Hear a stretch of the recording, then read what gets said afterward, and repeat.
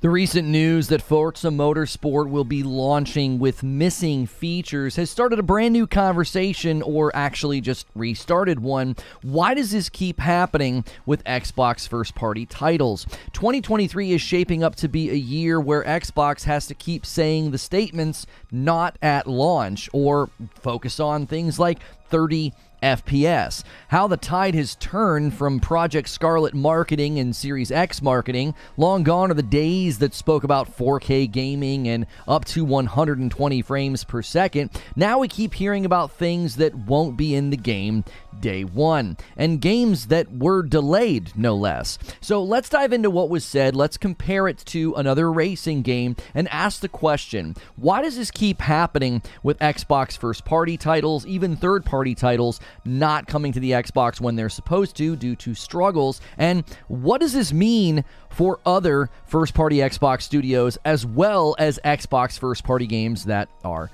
coming? Now, I put all of the good information right here at the beginning of the video. That way you don't have to go searching for it. This is a monologue, and then I discuss it with a live stream. Hit subscribe and the bell button if you like this kind of content. So another Xbox game that was already delayed is having to deliver bad news about how the game will launch. Forza Motorsport recently revealed in an interview that certain legacy features would not be in the game at launch, and one of those features is becoming a bit of a buzzword with Xbox this generation. Given everything that has transpired lately with Xbox, this story could simply not be ignored. And yes, I'm sure many of you will run to the comments to say all I do is bash Xbox. Well, they aren't exactly making a strong effort to avoid these criticisms this year. So first, I want to look at what was stated. What's missing? Is there a timeline? And what about the leaked images of the game? Second, I want to look at the obvious and growing comparison of Forza versus GT7. Many are trumpeting the split screen option for Gran Turismo 7, but it isn't that simple.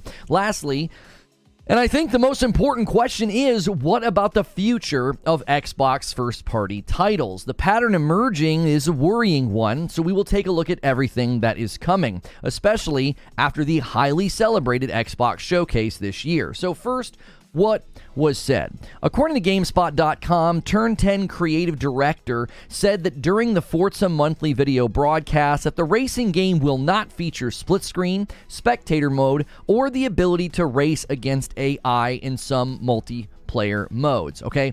So the clip went viral on Twitter, and for one simple reason. The word split screen was uttered. Obviously, it would have been pretty disappointing to have some of those other missing features, but the word split screen is becoming a thorn in the side of the Xbox Series consoles this generation. On the heels of Baldur's Gate 3 taking over Steam charts and snagging the highest Metacritic score over Tears of the Kingdom, and not being able to land on Xbox due to split screen because of the Series S, hearing split screen from the first-party developers of Forza Motorsport not being there at launch was a huge cause for alarm. Keep in mind, many Xbox fans have been highly critical of Larian Studios and Baldur's Gate 3 and the issues with split screen. Many people have continued to say that anytime issues crop up with the Series S, that it is the developer's fault, or if there's missing features or this certain situation with Larian, they just continue to blame the developers, refusing to see what the rest of us see as the culprit in the room. The Series S. Surely it is never Xbox's fault. It's always the dev's fault. Well, Halo Infinite scrapped split screen, which I'm sure that gets a hand wave from many people. Nobody plays split screen, even though a split screen game literally won Game of the Year a couple of years ago. And now Forza is saying split screen won't be there at launch, with the likelihood of it ending up like the split screen that was promised us in Halo Infinite. Now, I want to look at exactly what was said, because I do think there are two things going on. First, the lack of AI in multiplayer modes as well as spectate mode. This is what he said in the interview. Having players come into a featured multiplayer event and taking player slots and then spectating, it's not really the racing we intended. Similarly, racing with AI and featured multiplayer with all its potential impacts on your safety rating also didn't make a whole lot of sense to have and is not going to be available at launch. So you can hear these are more logical or even game design philosophical decisions. I don't want to read too much into this. It's like, this just sounds like they said, listen, that stuff's not really important.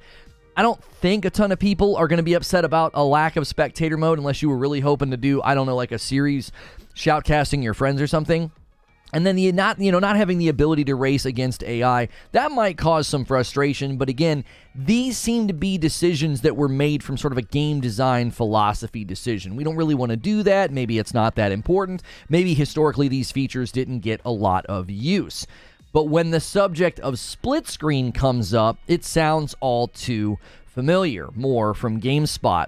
As for split screen, they said that the team's, quote, heavy investment in pushing our new graphical features and our complete overhaul of the rendering engine unfortunately made split screen really difficult to implement and is also not going to be in for launch. Now, if you change the name of the developer and a few words, this sounds like some of the interviews with Larian about Baldur's Gate 3. And much like Baldur's Gate 3, everyone that defends Xbox is insisting that this has nothing to do with the Series S. Now, they did the same thing when the news broke about Baldur's Gate 3 not landing on Xbox at the same time as the PlayStation. Everybody insisted that it wasn't the Series S. It's taken multiple interviews and very direct statements to put that to bed. And yet still, I have had people insist that the real issue is Larian's lack of resources, not the Series S. It's mind-boggling how people can overlook the reason that Larian cites why the lack of resources is the problem, because they're trying to solve the actual issue. The director of publishing described it as a, quote, huge technical hurdle. He clarified in a tweet that has since been deleted, just like the guys from Remedy and id Software who were worried about the Series S in late 2020. All these tweets disappear because of the rampant criticism and the negative press that comes from it. They don't like to be the bearer of bad news. But the director of publishing at Larian said that we've said many times in the past that the issue is getting split screen working on the Series S. So obviously, when you hear similar language coming from a first-party Xbox studio, it sets off alarm bells. And given how very diplomatic and careful Larian has been about straight-up just blaming the Series S, even being willing to delete tweets that just factually state what's going on, I would not expect any smoking guns from Turn 10 about this unless they speak to the press anonymously. Even today, just tweeting Series S marketing and pointing out how misleading it is, you will get attacked.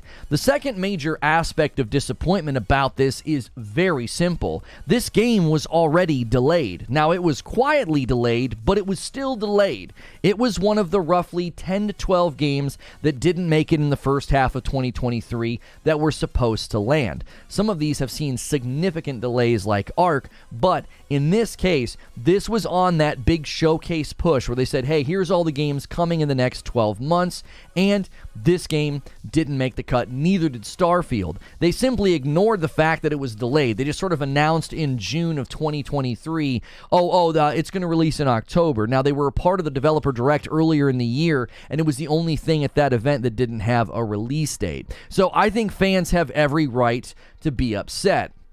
And the final wrecking ball to confidence in this title, I think, is the leaked images, as well as just some of the footage. It honestly doesn't look all that great. I've even seen fans of Forza say this. I've seen people that like Forza games, they've seen some of these screenshots and some of these leaks, and they're like, this doesn't look that good. Car games are known for looking really, really good, and to see a big first-party title delayed, have missing features at launch, and the leaked images looking rough, if I was a fan of this franchise, I would be very concerned. So let's move on to the obvious comparisons, right? Everybody's wanting to compare Forza to Gran Turismo 7, to GT7. I wholeheartedly agree that these are probably the best games to do side-by-sides comparisons of if you're trying to really compare, Xbox to PlayStation. You've got similar environments, similar approaches to lighting, materials, textures. I mean, they're cars. There's no art style here, right? This is a photorealistic attempt to create a car game, like cars from the real world, like real world textures and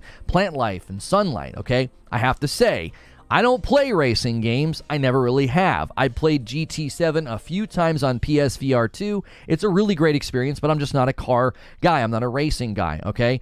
I will say GT7 looks noticeably better than Forza. And I don't have a dog in the fight. I'm not out here combing over car trailers and looking at reflections and lighting and textures, but the people that are doing that are really highlighting stark differences between the two games. I believe that the side-by-side comparisons are undeniable. Now, beyond that, many are championing Gran Turismo 7 has split screen, okay?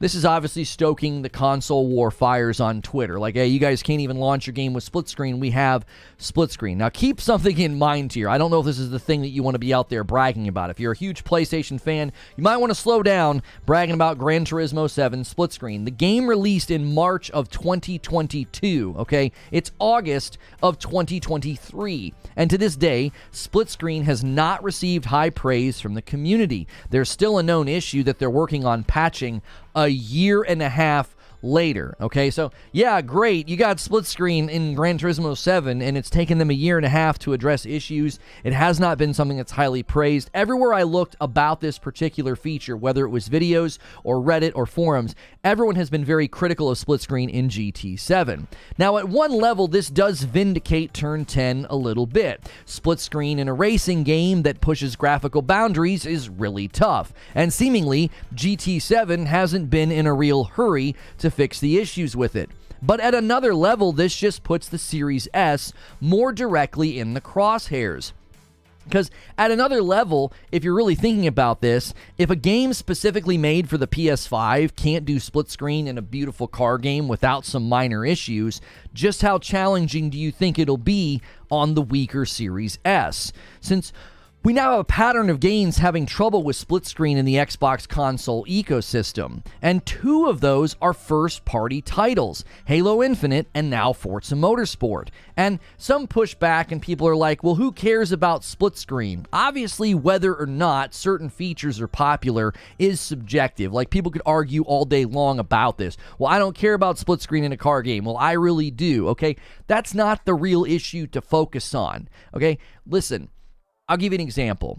Split screen in games, when you have like really impressive, beautiful looking games, it's actually really tough to do. That's the point. They added co-op to Returnal. I can't play it split screen. I had to get a second PS5 and a second TV. This has been a common theme. My wife and I love co-op games, and if I want to co-op in 2023, I'm far better off just getting a second console and a second television to just solve that issue entirely. If you start looking for co-op games, you will find split screen being absent in a lot of games going forward, while they offer online co-op or, online multiplayer. It's far easier to do that than for them to do split screen. Now, when you want to look at a game like It Takes Two, that was designed from the ground up for split screen. It's a little bit different when you take a game that's pushing graphical boundaries and focuses on like, oh, here's a single car racetrack, have a ball, and then you start trying to do split screen. It really gets complicated. So I'm not trying to act like the guys that are making Forza Motorsport don't know what they're doing.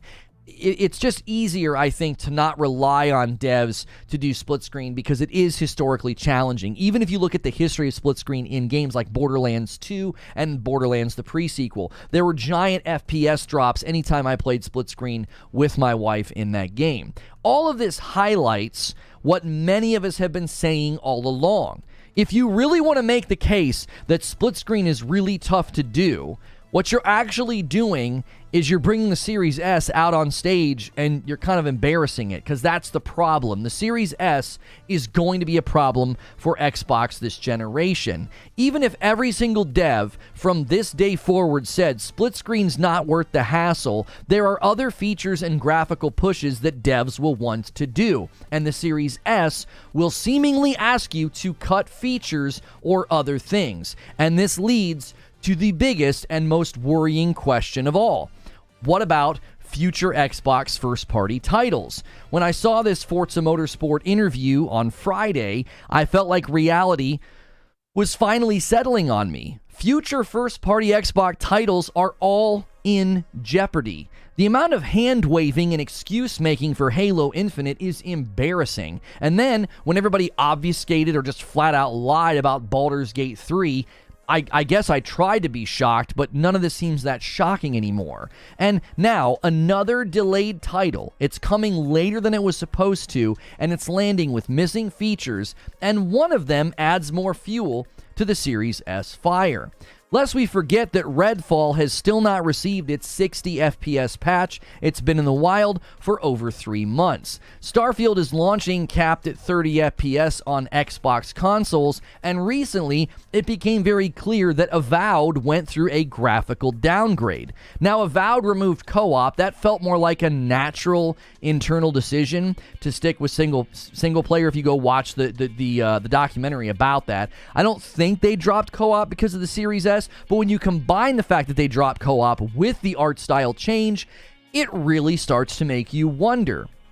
Is there a pattern emerging here that games coming to the Xbox Series consoles just can't do certain things? They're having to downgrade the art style, the graphics, the fidelity. What features are we not getting, right? Remember when we talked about Horizon Forbidden West? And I kept saying it wasn't held back because if they would have made it PS5 exclusive, you'd have had to wait a lot longer for it. Well, look what happened with Burning Shores. Burning Shores proved that. Like, look, you would have had to wait for an entire Forbidden West game to look like that and do boss fights like that to leave behind the PS4. Well, when you have a constrained or weaker system, it's going to limit what you can do. Devs are open and honest about this. And these are just the games coming out. Like, these are just the games that are coming out right now, okay? This is supposed to be like a turning point year for Xbox. But what about Fable? What about Gears of War? And for me, the most important game that I'm worried about, what about Hellblade 2? I hope that the UE5 engine is helping Ninja Theory to slam home Hellblade 2 and maybe just cut some features and some shiny things out of the Series S version, because as it stands, I have no confidence in any Xbox first-party games going forward. They continue to arrive late and half-baked. Halo Infinite multiplayer and Halo Infinite in general delayed and launched with missing features. And in the wake of its launch, terrible content rhythm, canceled plans for split screen, then Redfall arrives after a delay without performance mode. Even though the real reason for Redfall's disastrous state was mismanagement by Arcane and Arcane leadership and ZeniMax, the general public doesn't know that. All they know is that that's just one more Xbox title that showed up late and in bad shape. Starfield, as a flagship title for the next-gen platform, is being capped at 30 FPS. That's not a strong look after all of the marketing about native 4K and up to 120 FPS, and your flagship title's running at 30. And then Forza Motorsport walks out, and it quietly delays itself to October, and it also launches with missing features. This is why I have no confidence in the future of Xbox first-party titles. This is why the Activision Blizzard deal should be worrying to everyone.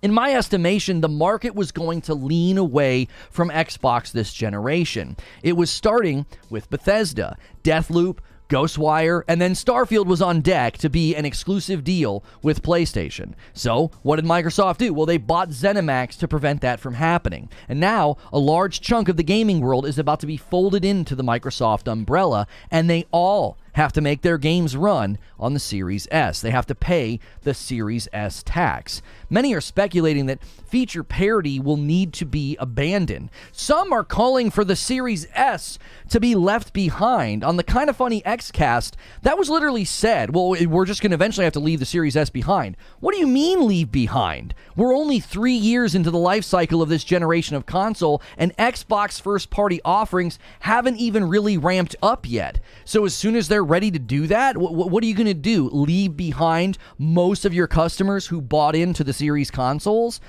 Just let first-party or third-party games hit the Series S with missing features? Or just stop supporting the Series S entirely? None of these options are options. They can't do any of that. They are self-inflicting forms of consumer trust destruction if you decide to do any of those things. So from where I sit, after 2022, this was supposed to be the turnaround year for Xbox. Really, 2020 all the way to 2022, this was the year. We were given assurances we would turn the corner in 2023. Everybody kept saying it. The fans kept saying it. Even Phil Spencer has said they're finally to the point where they can deliver big games every quarter at quality. Well, I got news for you. 30 FPS ain't exactly what I'd see as at quality. And launching with missing features, I wouldn't describe that as at quality either. Much like the features and the games that aren't launching with them, we're going to have to continue to wait for Xbox to show up. So let me give you my thoughts and my conclusion on this. The real challenge in this discussion is the inability for folks to see what is happening or to just be honest about what's going on. When Larian said what they did about Baldur's Gate 3, much time was wasted over claiming, well, they never said it was the Series S. You're assuming it's the Series S. It's an easy assumption to make if you're logical. If a game is coming to your system and you're the only next-gen console that has a weaker system, and developers say, we're having a hard time getting a feature to work, who do you think is to blame in that scenario? Who? Do the devs not know what they're doing? Do the people making this game have no idea what they're doing? I refuse to believe that. They're being forced to do something that is contrary to just smooth development. They're building for a system with a bottleneck. And people constantly say, well, people build games all the time for the range of options on a PC.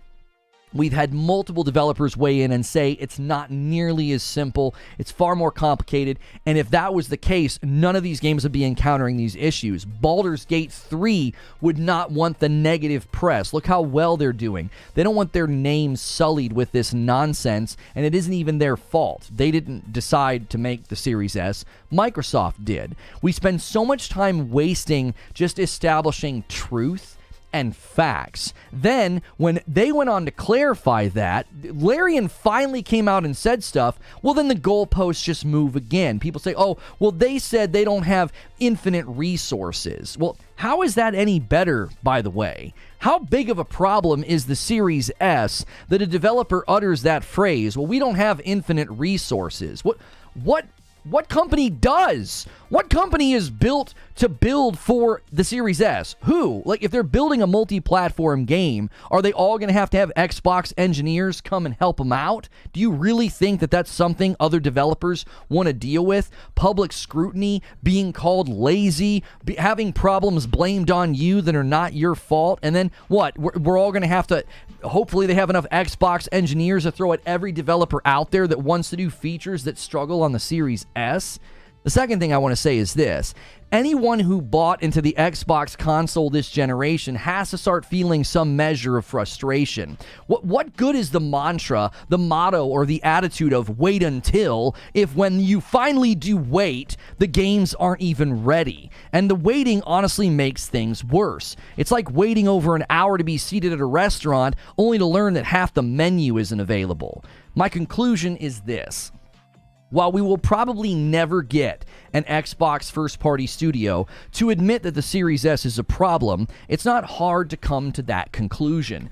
Just this morning, Jez Corden wrote another article for Windows Central and touched on this. It's just logical to assume that if a developer is struggling to get features to work, it's the Series S. Any sensible person with basic deduction skills knows that that's the likely culprit in the room. Given the pattern, how do you not question every rough launch, every delay, every dropped feature? How do you not see, just through basic deduction, the Series S is the prime suspect every single time this happens? I conceded that the PS4 held back elements of Horizon Forbidden West when the devs displayed that in Burning Shores. It's like, look what we can do when we shed the weaker system. We can go bigger. We can go prettier. We can make real three-dimensional clouds. Okay, you couldn't do that on the weaker system. I'm not saying that the Series S is equal to the PS4. I'm giving you an analogy. Xbox has to deal with the weaker system this entire generation. This isn't like cross-gen support with the PS4, where it's totally acceptable to just leave the PS4 behind with time. You can't do that with the Series S. As I've said many times before, there doesn't seem to be a good option here. Dropping feature parity will break promises made to those who bought a Series S. They claimed the Series S will be able to do anything the Xbox Series X does, just at a lower resolution. That's already not coming true, by the way. All those promises it's why they unlisted that video. You really have to think about the fact that someone at Xbox decided to unlist a video about the Series S that had 500,000 views on it. You don't do that. You don't do that with your marketing. Hey, this video's got 500,000 views. Let's unlist it. Well, yeah, you better unlist it. You better start trying to come up with some sort of a way to restructure this. The guys on Twitter do a great job spinning this. Maybe Microsoft should hire them to spin the fact that the Series S marketing has turned out to be woefully inaccurate. It would be undeniably inaccurate if you drop feature parity. There'd be no more spin, which is what's hilarious. Watching the people defend the Series S and the Series S marketing also say, well, maybe we could just drop feature parity. Really? Do you really want to do that? Go back and watch all those Series S commercials and maybe rethink what dropping feature parity actually means. It means you could demonstrate objectively that Microsoft lied about the Series S. They can't drop feature parity. As I said, it's not an option. And dropping support of the Series S is quite literally impossible given production and saturation numbers of the Series S outpacing the Series X. So from where I sit, there's only one conclusion to come to. The Xbox console is now the Series S, a self-made Trojan horse. No matter what you bought, no matter what you were promised, the Series S is in charge. It's calling all the shots. And that means everything we've seen from 2020 all the way here now to 2023, this is the new norm. Delayed games and missing features. And if Halo Infinite is any indicator, a lot of those promised features will likely never come. Don't hold your breath on 60 FPS Redfall, because if you were holding your breath for split screen in Halo Infinite, you're dead. Delayed, half-baked games, this is the new Xbox Gen experience. We delay our games, they come with missing features, but you can play them day one on Game Pass. And that's the show open. This is worrying. Yeah, you can call me a hater. You can call me a Sony pony. I have been anticipating Starfield for a very long time. I've been anticipating Hellblade 2 for a very long time. And I'm seeing one more first-party game come out late, and they're having to cut features. They're paying the Series S tax, and so will every other game that comes out for this platform. Guys, make sure that you are messing with everybody. Oh, it's messing with everybody. Sorry. Guys, make sure you guys are smashing the like button. It really, really helps out the video. Keep in mind, dropping the S is also the same as dropping Cloud from a game. DK Bager with one gifted member. Thank you so much. DK Bager kicks us off. You guys hit the 4,000 goal. You're going to get your Jar Jar stream. We got to think of a stretch goal. We're only halfway through the month. Thank you so much, DK Bager. And guys, don't forget, let me do a quick little plug. I don't mention this much. I don't like disrupting the stream. If you're a coffee drinker and you haven't tried out Reforge Roast, this is mine. It's in my house, right? Really high quality bag. Tear the top, reseal it. It's got balanced acidity. If you're a coffee drinker, you're hanging out with me every day drinking coffee and listening to podcasts, try a bag, reforgeroast.com. The coffee link is also below. Now, somebody said in chat that Sony delayed games as well. I'm not worried about delayed games. Delayed games are not alarming. It's when delayed games finally land and they're missing features. Joker Quinn, thanks so much for a gifted membership. I've not given any grief to not a single developer that has delayed a game has ever gotten grief from me.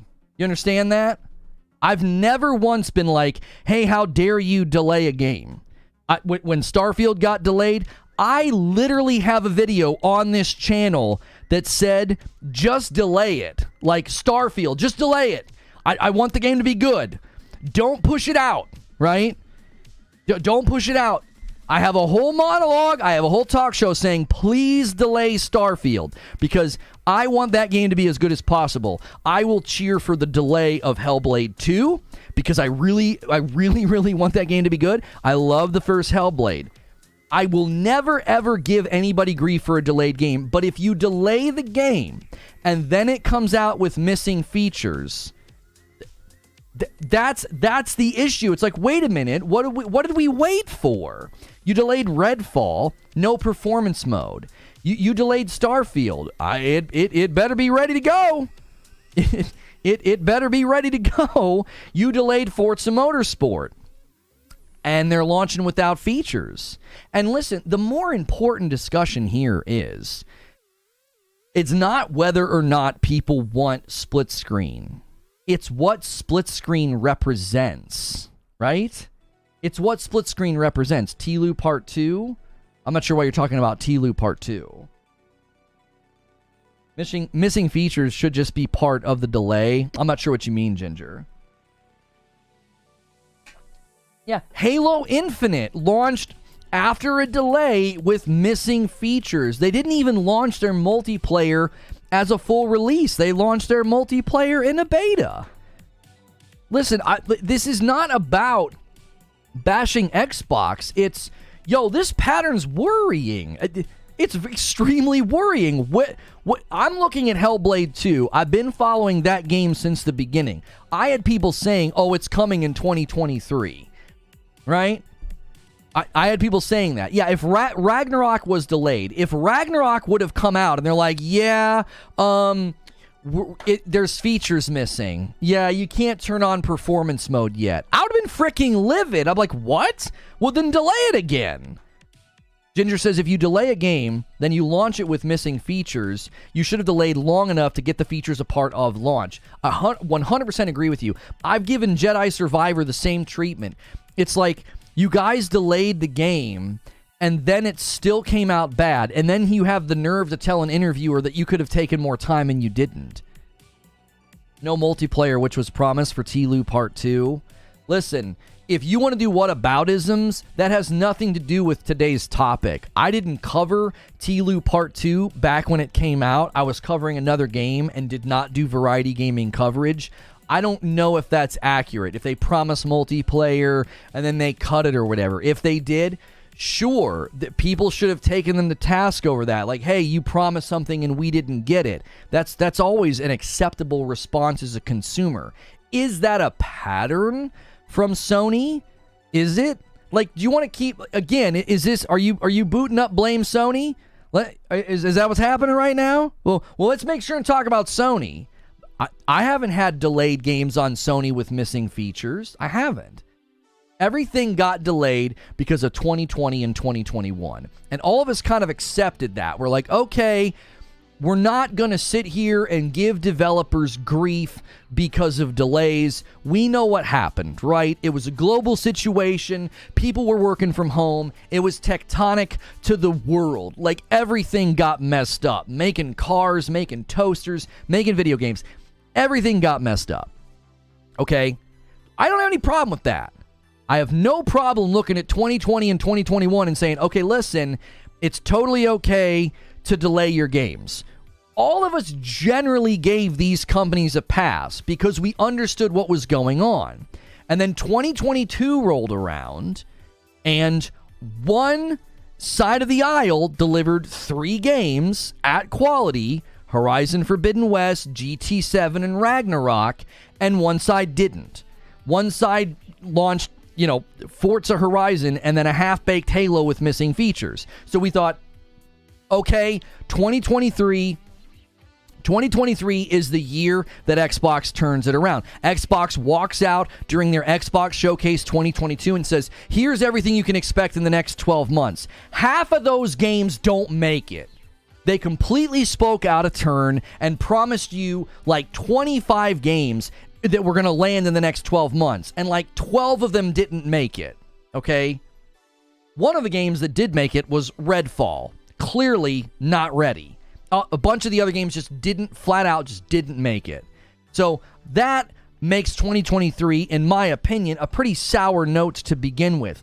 This was supposed to be your turnaround year, and you kicked it off pretty strong with your developer direct, with Age of Empires 2, and Hi-Fi Rush, and then Redfall kind of kicked everything back down the stairs. It was like, nope, Transmissions from a space boat with 20 months, it's a member plus. If Sony made 2 consoles this gen, one being underpowered, you'd be just as critical on Sony. People need to recognize you are objective. Yeah, I'm not going to sit here and act like I'd be saying the exact same thing about Sony if they did this, if they hamstrung their own system. So, if this is supposed to be your turnaround year, Forza Motorsport is just one more game that was delayed and is coming with missing features. That's a factual statement. That's not hate. That's not bashing. I'm just speaking in facts here. Here's what happened. Here's what Xbox promised. Half the games didn't make it, and now the games that are finally coming out are coming out with missing features. Come on. Jet with a $5 super chat. 2 to 3 games out of 20 plus studios isn't a pattern. So you don't think there's a pattern emerging with split screen? Are we actually going to say that? In 2019, Naughty Dog did an update regarding multiplayer. So Eugene has a tweet from September 26th of 2019. We wanted to address multiplayer in The Last of Us Part 2. As we've stated, the single-player campaign is far and away the most ambitious project Naughty Dog has ever undertaken. Likewise, as development began on the evolution of our factions mode from Last of Us Part 1, the vision of the team grew beyond an additional mode that could be included with our enormous single-player campaign. Wanting to support both visions, we made the difficult choice that The Last of Us Part 2 would not include an online mode. However, we will eventually experience the fruits of our team's online ambition, but not as part of The Last of Us Part 2. Yeah, I don't know if we're ever going to see factions see the light of day. I don't think that they know what they're doing in that realm. As far as live service goes, I think they can make a great mode, but a mode won't survive. Like a game mode won't go the distance. Now, that announcement that I just read to you from Naughty Dog was an entire year before the release of the game. So your whataboutism is weak, in my opinion. You want to go all the way back 4 years ago and be like, oh yeah, well, the Naughty Dog said that there wasn't going to be multiplayer in Last of Us 2 after saying there would be. Yeah, they let everybody know a year ahead of time that they're like, we can't do this. It's not going to fit. Is that the same as a game delaying and not launching with features, legacy features? Multiple games have done that. Halo Infinite, multiplayer's in a beta. Campaign launches. Both sides of the game launch with missing features and bugs. Then Redfall launches. No performance mode. Then here comes Forza Motorsport. Delayed. No features. Missing features at launch. I'm sorry. B. Carter is legit. Gifts a member and bumps a line to 3. If you guys want to pay it forward, and if you've ever gotten a gifted membership today, you can gift it and pay it forward to another person for $5. Keep in mind, you have to include Baldur's Gate 3 in the discussion. You have to. Because they're not owned by Xbox. So they can actually come out and tell you what in the frick's going on. Sony can't do F all wrong with this guy. That's not true. I have a video criticizing The Last of Us port to PC. I have a video being critical of their showcase. I was critical of their Ragnarok marketing. I've been critical of the performance mode in Final Fantasy 16, especially after how they marketed it, saying that it was going to show off the power of the PlayStation 5. That's 5 examples right there of times I've been critical of Sony. It ain't my fault that Xbox is swinging a bat worse. Imagine being a sports commentator and you got like 2 batters and one of them's been messing up here and there, but generally he's doing pretty good. And this other guy's just screwing up left and right. And whenever you report on Johnny's screw up, they're like, man, you're really hating on that guy. I guess this guy over here can do no wrong. No, he's just messing up less. Just objectively, mathematically, he's just not messing up as much. Did PlayStation 5 launch a 2-tier console system with a memory bottleneck? Did PlayStation 5 delay a bunch of their games and then have them launch missing features? Is PlayStation 5 missing out on 2023's Game of the Year because of a weaker system? Is PlayStation 5 doing any of that? Is it? No? Well, those are all the things I've had to talk about with Xbox. How is that my fault? I'm simply reporting on what's happening. Well, this guy just bashes Xbox. Listen, if reporting on facts is bashing, you're down real bad. you're down real bad. If all I have to do is say, yeah, another game that got delayed is launching with missing features. As a consumer, come on. That's incredibly disappointing. That's incredibly worrying as a fan of Hellblade 2. Man, all you do is bash and hate on Xbox. Really? Man, what is the state of the Xbox platform and consumer base if that's all I got to do to be hating and bashing?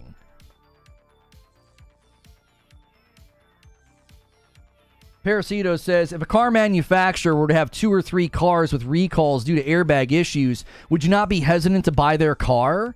Right. Like, come on. Let's say, Honda's making, 8 cars and 3 of them have recalls on their brake lines. Wouldn't you be a little hesitant to buy one? Well, I don't know about that. It feels like a pattern's emerging here. I don't feel like running off the highway because the brake lines are having recalls. Well, it was just those 3 cars. It's not these cars over here. Oh, okay. The pattern is so worrying. We've consistently said that the Series S is a concern. id Software said it. Remedy said it. Their tweets mysteriously disappeared. Anybody who talks about this, their tweets mysteriously disappear. Even the director of publishing at Larian had a very frank tweet about, we've said numerous times it's the Series S, and he deleted that tweet. But that's all you talk about? That's not true. You have a purple badge and you're simply dealing in falsehood. You're better off hanging out in podcasts that lie. That's not all I talk about. I covered Lords of the Fallen. I covered Call of Duty Modern Warfare 3. I covered Baldur's Gate 3 and how, as far as I can tell, seems like it's going to be Game of the Year. I covered Path of Exile. Is it a Diablo killer? I covered Diablo. I covered the PS5 Pro. I covered Lords of the Fallen. I covered Ratchet and Clank. I covered Remnant 2. I covered Armored Core 6. I covered all those things. If that's all I talk about, that's all you watch, it sounds like. Did you tune in for any of my shows that were about those other topics?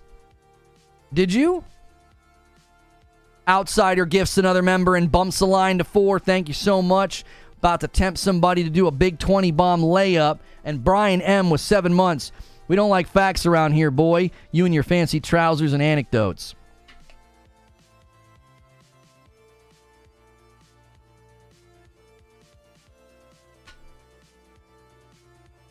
Oh, and here's the beautiful goalpost shift that people always do, right? And listen, Ginger, I love you, but you did the same thing to me. You moved the goalposts, and this guy on Twitter's doing the same thing. You guys put words in my mouth. I have never, and no one has ever said, the Series S is holding back gaming. I've never said that. I've never said, it's holding back gaming. I've said, it's holding back Xbox. Because anybody making for that ecosystem, anybody making for that generation of console has to wrestle with the Series S. That's extra dev time. That's increased cost. That's elongating a project. You're shrinking margins, okay? How is that not holding back the ecosystem and the console? Yeah, it takes longer and it's more expensive to make games for our system. How is that not holding back Xbox? And here's another guy completely shifting goalposts. The Nintendo Switch 2 will be as strong as the Xbox Series S or weaker. Will anyone say that it is holding back gaming? No one's ever said it's holding back gaming. That's never been the argument. You think I give a frick about your Series S when I'm playing Spider-Man 2? You think I give a frick about your Series S when I'm playing Final Fantasy 16 or Burning Shores or my PSVR 2? You're not holding back gaming. You're holding yourself back. You're not a threat to me or gaming. You're a threat to every piece of property that Xbox owns. And no, the Nintendo Switch 2 won't hold back gaming because Nintendo does whatever the frick they want.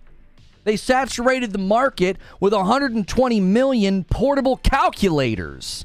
They don't need to be pushing next-gen in graphics. Do you want to know why? They've never marketed themselves in that way.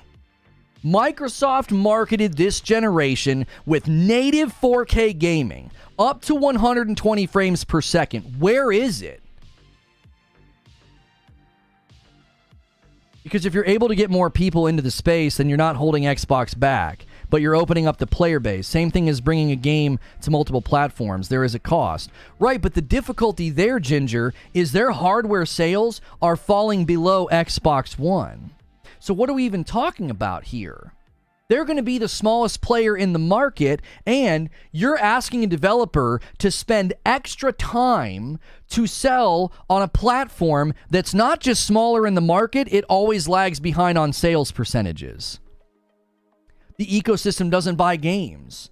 All the sales reports point to this. Don't insult Ginger, he's a friend. If you're going to insult Ginger, I'm going to walk you out the door. Listen to me. You're asking a company to spend more money, risk making less money, less margins, smaller margins, to sell on a system that is doing terribly in the market with respect to hardware saturation. And they don't buy games. All the sales reports show it. So not only are there less of them, they're more prone to say, well, is it on Game Pass? You got 20 million people that are like, I don't really buy games. I game on Game Pass. Oh, we have close to between 20 and 30 million Xbox Series consoles in the market. Yeah, and a large percentage of them and people on PC are on Game Pass and don't have to buy the games. Do you understand what I'm saying? Like, I hear what you're saying, Ginger, but I think the size of the platform is a gigantic problem. Flip it around, Ginger. Flip it around. If Xbox was dominating 2-1 with hardware saturation, everything you're saying would make perfectly good sense. The developers would say, listen, we got to do extra work for the Series S, but homie, there's so many of them in the market, it's going to be worth it. We're going to make the money. There's so many people. You'd also have to have a user base that's more prone to buying games and looking for games on Game Pass. They're like, Xbox is getting hit from three directions. You foster an ecosystem that doesn't purchase games, you have the smallest amount of market saturation, and you have a weaker console that requires extra work and dev time. That's three strikes and you're out. The average developer is going to look at that and be like, no thank you, bro. Ray tracing's getting better, like upscaling technology is getting better, there's all this cool new stuff we want to do, and that ain't it. 8 gig usable memory bottleneck? No, miss me with that, brother. We're not messing with that. Just look at the rising tide of min-spec on PC for proof of this. Like, what's it going to take, 2 years for virtually no PC games to be that low on min-spec? I'm talking next-gen games. Like, when next-gen games come out, how many of them are going to let you do min-spec 8 gig? Are you serious? So many games coming out now. Min-spec recommend. Min-spec recommend. 16. 16 gig is becoming more commonly a recommend or min-spec. Why? Because the games are doing more. And the Series S is going to be sitting there like, well, we got 10 gig, only 8 gig of it's usable. Stop bullying the Series S.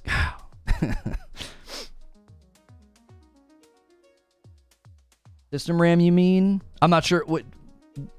I'm not talking VRAM. I'm talking system RAM. Like, if you look at Steam min spec requirements, more commonly now we're not seeing 8 gig. We're seeing 16 gig more commonly showing up because games are going to do more. They're going to say, "Look, man, 8 gig? You freaking kidding me? What? No, that's not enough." Yeah, I'm not talking about the vid cards. Game Pass argument's more than fair, but the subtext here is also in terms of this generation of gaming. Cloud solves so many of these issues because then you just have one spec to hit. Well, yeah, okay, I'll take that action. The cloud, right? There's like 18 different problems with cloud right now. Number one, American internet infrastructure is not where it needs to be for people to experience cloud in the way that would sell them on it, right? They're going to have a couple of laggy, bad experiences, and they're just going to throw their hands up and say, no, thank you, okay? That's a huge problem right now, okay? That's a huge problem. The second problem with cloud is that's not what you sold people. That's not what you sold people. You didn't sell people a cloud box. You didn't. You sold people a piece of hardware. I missed a gifted. I'm going so crazy today. Joker Quinn, did you bump the line to 5? I've got to thank some people. I'm deep in the conversation. Let me thank some people here. Joker Quinn, I think you bumped the line to 5, did you not? Or did I? I think I missed his. So I think we're at 6. All right. So a 20 bomb would be the Agent of Chaos and the first 25 goal. And then SDO was 7 months. Do you think Xbox has serious issues with co-op games? Redfall, Halo, Baldur's Gate 3 have issues, and now Forza. What do you think? Yes, split screen in general has always been challenging. It's why you see a lot of people don't do it. They don't. Like, it's just too demanding. When they added co-op to Returnal, they didn't do split screen. Why? They wouldn't have been able to. They built a single-player game. They're probably squeezing every last square inch out of that game because it runs really well, like seamlessly loading into areas, really great graphics, tons of particle effects on the screen, and tons of projectiles on the screen. You'd never be able to do that split screen. And that right there, the question then becomes, well, hang on a minute. Games that traditionally have split screen aren't getting split screen. What's the problem? Is the problem that it's just too demanding, or is the problem the Series S? Well, Baldur's Gate 3 got split screen to work on the PS5, so logic would dictate split screen's possible on the stronger of the systems. So the Series X and the PS5 are virtually interchangeable in strength. But the Series X doesn't get to shine because of the little brother. It's like, well, no, I can't go if he can't go, is essentially the conversation. No, sorry, boys, can't go to the rated R movie. Yeah, I'm watching my brother. He's got to tag along. We can only do PG. I can't go. If he can't go, I can't go. That's the Series S. If the Series S can't do it, Series X is stuck. Ghostface with 12 months in a VIP. We need a Jack Nicholson emote with the letters YCHTT. You keep getting the breath of fresh air in this smog. Keep being the breath of fresh air in the smog of an industry. Thank you.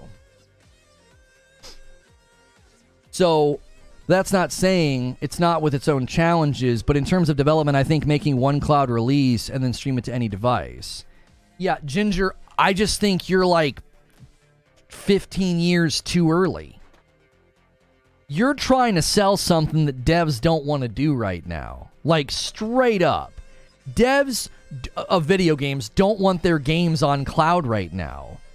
Do you honestly think, like, approach a developer right now that's working on some crazy awesome game and be like, wouldn't you love to have more people playing your game and your game was basically accessible everywhere? Like, people could play it through their TVs, their computers, their iPads. Oh, yeah, that'd be great. Yeah, why don't you just make your game for the cloud then? Well, we don't want to do that.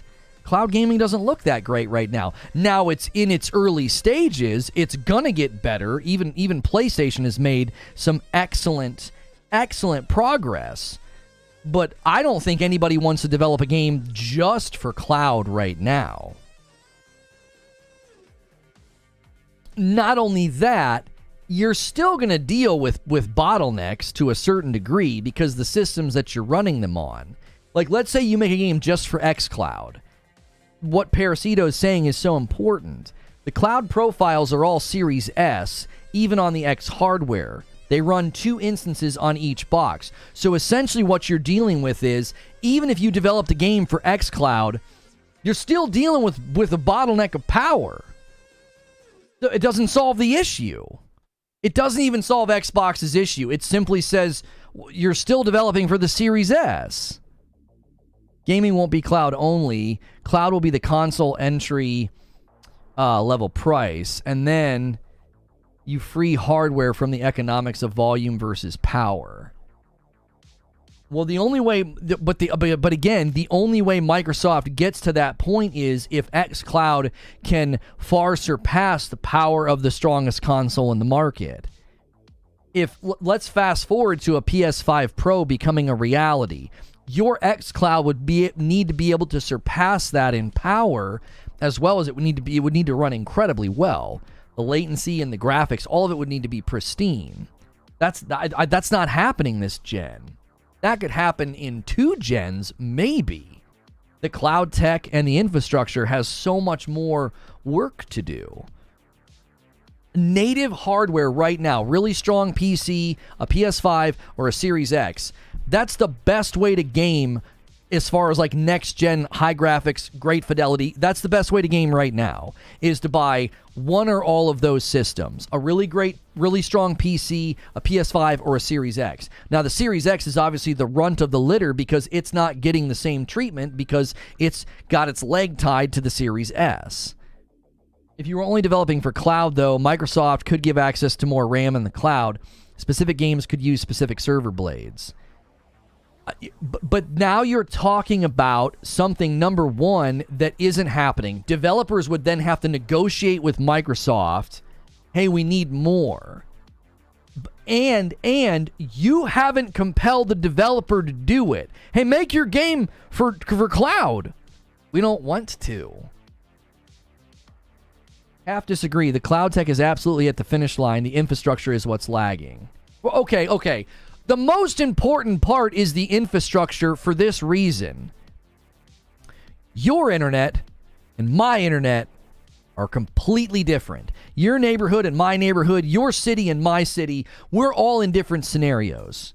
Some of us are running on old copper lines. Some of us are in neighborhoods that have been completely oversold. Some of us are on cable, which depending on time of day can be amazing or horrible, okay? Because it's just completely oversaturated depending on the market, depending on the company, the consumer base, depending on, I forget the other thing that they were doing. They were doing something with nodes, and I can't remember what it was. They were overselling nodes and refusing to come in and expand or do more or something like that. There was ways to fix it. I was talking to a guy, he was a tech for the local company, and he said if they could just do this, then it would help with a lot of these issues. If they would just do something with nodes. I forget what he was talking about.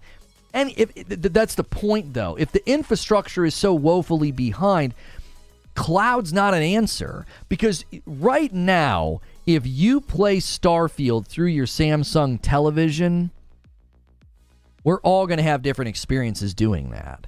You have no control over the quality. This is likely one of the reasons that PlayStation didn't want the PSVR 2 to be compatible with the PC. Well, they lose quality control when that happens. Because now you can play any podunk, junky VR game on it, and you're going to think it's the PSVR 2's fault. Well, this game's glitchy and buggy, and the sensors are all bad.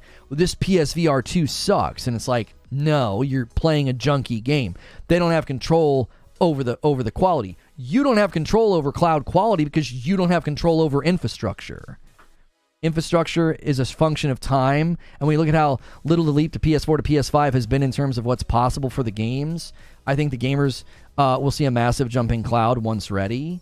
Well, infrastructure is 14 years late. They've completely stalled out. Unironically, because of mass consolidation. Yay, Activision Blizzard. Unironically, because of mass consolidation, the thing that could help cloud is stagnant because the government just let all these cable companies, internet companies, they all siloed up, and now there's no competition. So the fiber network that we were promised didn't happen. They basically just lied to the American public, took a bunch of money, and didn't use it for what they were supposed to use it for. Isn't it great having a government beholden to giant corporations? Woo! So you don't have the infrastructure and likely won't have it anytime soon.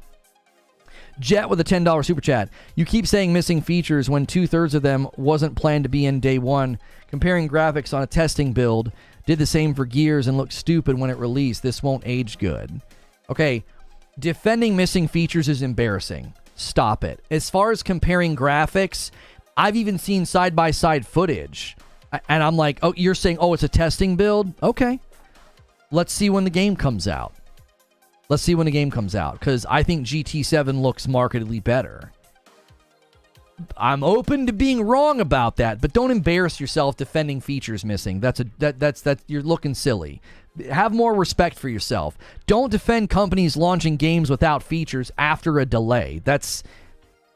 Y'all can do better than that. Y'all that defend Xbox that hard, y'all are better than that. Do not defend them giving you less after a delay. Like, that's embarrassing. We need to support internet fiber as a matter of national security and also for economic growth. Google wanted to put fiber in all the states. AT&T and another took them to court over it. Why you only see Google Fiber in a few states. Yep. Yeah, they shut it down. They were doing it in my city. I got to open the door. Hang on.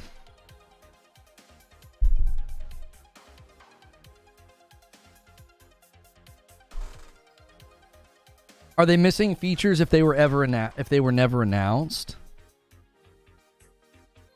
Flip for future, wrong or right?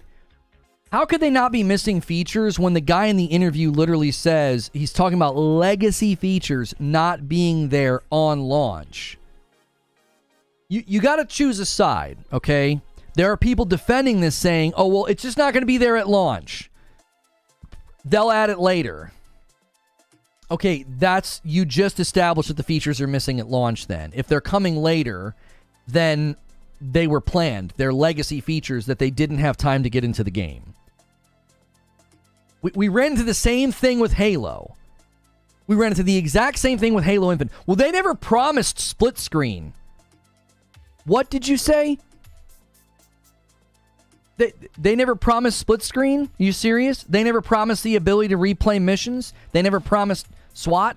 They never promised Team Slayer? They never promised, they didn't say that Big Team Battle would work. It's just in there. Like, all the problems that Halo Infinite had at launch. What about positive news in the interview? What about positive news in the interview? That's not my job. My job is not to snipe out positive news for you. Like, when something like this happens in a line of things that have happened, Halo Infinite delayed, launched missing features. Redfall delayed, launched missing features. Forza Motorsport delayed, launched missing features. Baldur's Gate 3 can't come to Xbox because there's a feature that won't work. And unsurprising, one of the features that won't be in Forza Motorsport at launch, split screen. Right? Don't you see? That's what I'm reporting on. It's like, isn't this worrying to you? Well, but instead, I'm just supposed to boot up and be like, well, let's just ignore all that and talk about all the great things coming in Forza Motorsport. If you want to know about all the great things coming to Forza Motorsport, guess what you can do? You can go watch the marketing. You can go watch the interview or go watch an Xbox Mouthpiece podcast if that's what you want. I'm not here to do PR for any company. I'm not. I didn't do it with Final Fantasy 16. I didn't do it with The Last of Us Part 1 port to PC. I didn't run PR for that. Oh, but there's some good here. No. I read through Naughty Dog's blog and I was like, there's no accountability or transparency here. This is an embarrassment. What are y'all doing? I wasn't like, well, let's try to find the good things to talk about, shall we? No, they had no excuse to treat The Last of Us in the way that they did. There's nothing positive to say. I've done the same thing with Jedi Survivor. Well, there's good things to say about Jedi Survivor. It runs like crap on my PS5. It's been out for over 100 days. They could have taken more time and they refused to. There's nothing positive to say about that. I don't do my due diligence to make sure I say something nice about these companies. Now, when you're doing a comprehensive review, you might do that. Pros, cons, etc. I'm not doing that right now. I'm saying, here we go again. This keeps happening. Features aren't coming at launch. One of the features missing at launch, we continuing to wonder, is this Series S? How many features are you going to get cut? How many things are going to get chopped from games because the Series S is like, I can't do that, bro. How is that not news to you? Why do you need positive spin? Eugene says these companies don't need you to defend them. Icebreaker with 10 months. Jet with a $2 super chat, missing 3 legacy features but added 10 new ones.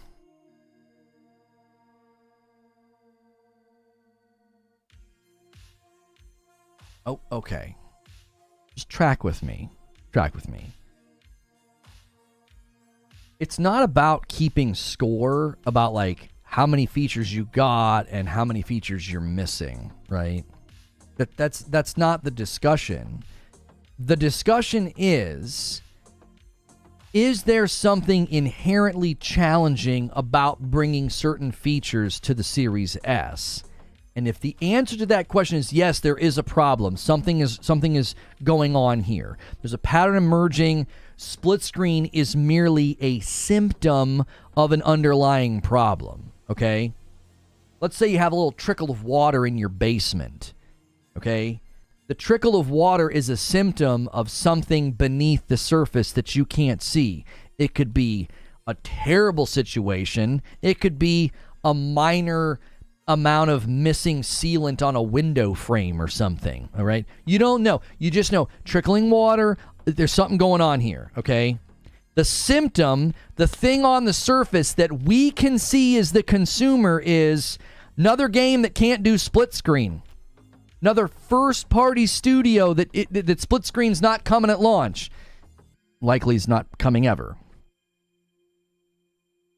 What's beneath the surface?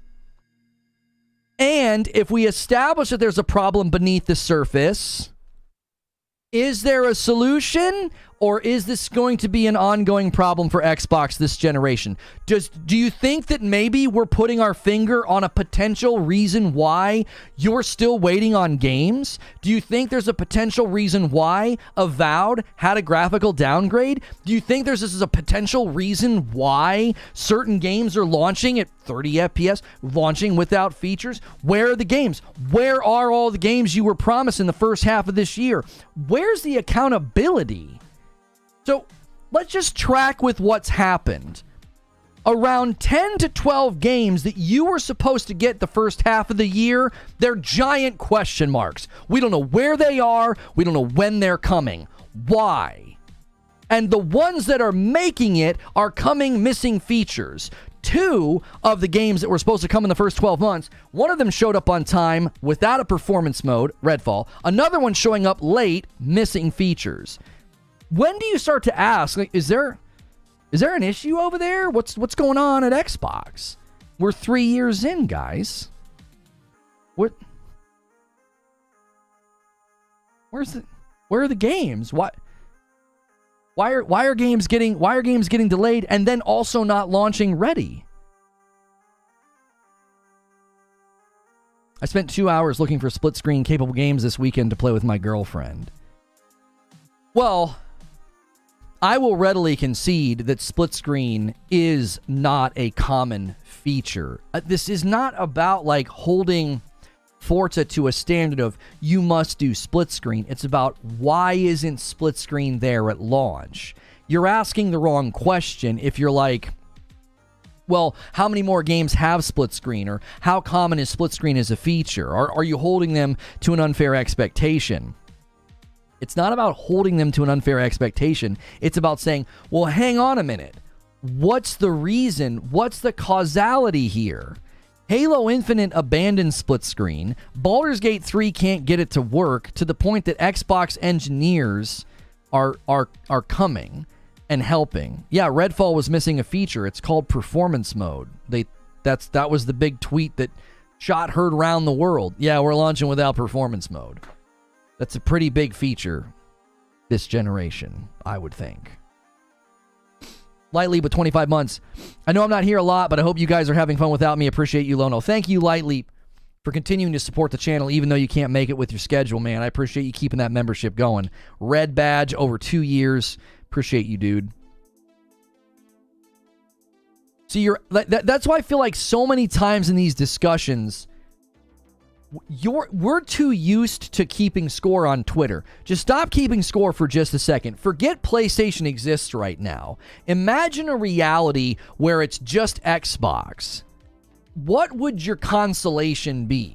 Well, but The Last of Us cut multi... There is no Last of Us right now. Just imagine it's just Xbox. And they promised you all this stuff, and they promised you all this power. But let's just imagine that Project Scarlet marketing, the Series X marketing, the Series S marketing, let's imagine all that is exactly the same. There's just no PlayStation. Wouldn't you be sitting here saying, what is going on? Where's the native 4K gaming with up to 120 frames per second? Yeah, they'd run the Nintendo. Imagine it's just Xbox, no Nintendo, no PlayStation. Like, you wouldn't look at any of this and say, I'm concerned, man. There's something wrong. Games aren't coming. And when they do come, they come missing features. What are you guys doing with Fable? What are you guys doing with Avowed? What are you doing with Hellblade 2? That would be a terrible game experience. I'm not saying it would be ideal. I'm saying just imagine if that were the case. Does PC exist in this scenario? Well, yeah, because a lot of people would say, well, if you want high performance, go to PC. That's a red herring, though. I'm not saying your question's a red herring. I'm saying when I look at the marketing for the Series X and I express frustration with Starfield being capped at 30 and people are like, well, if you want performance, go buy a PC. That's a red herring. That has nothing to do with me holding Xbox accountable for their marketing.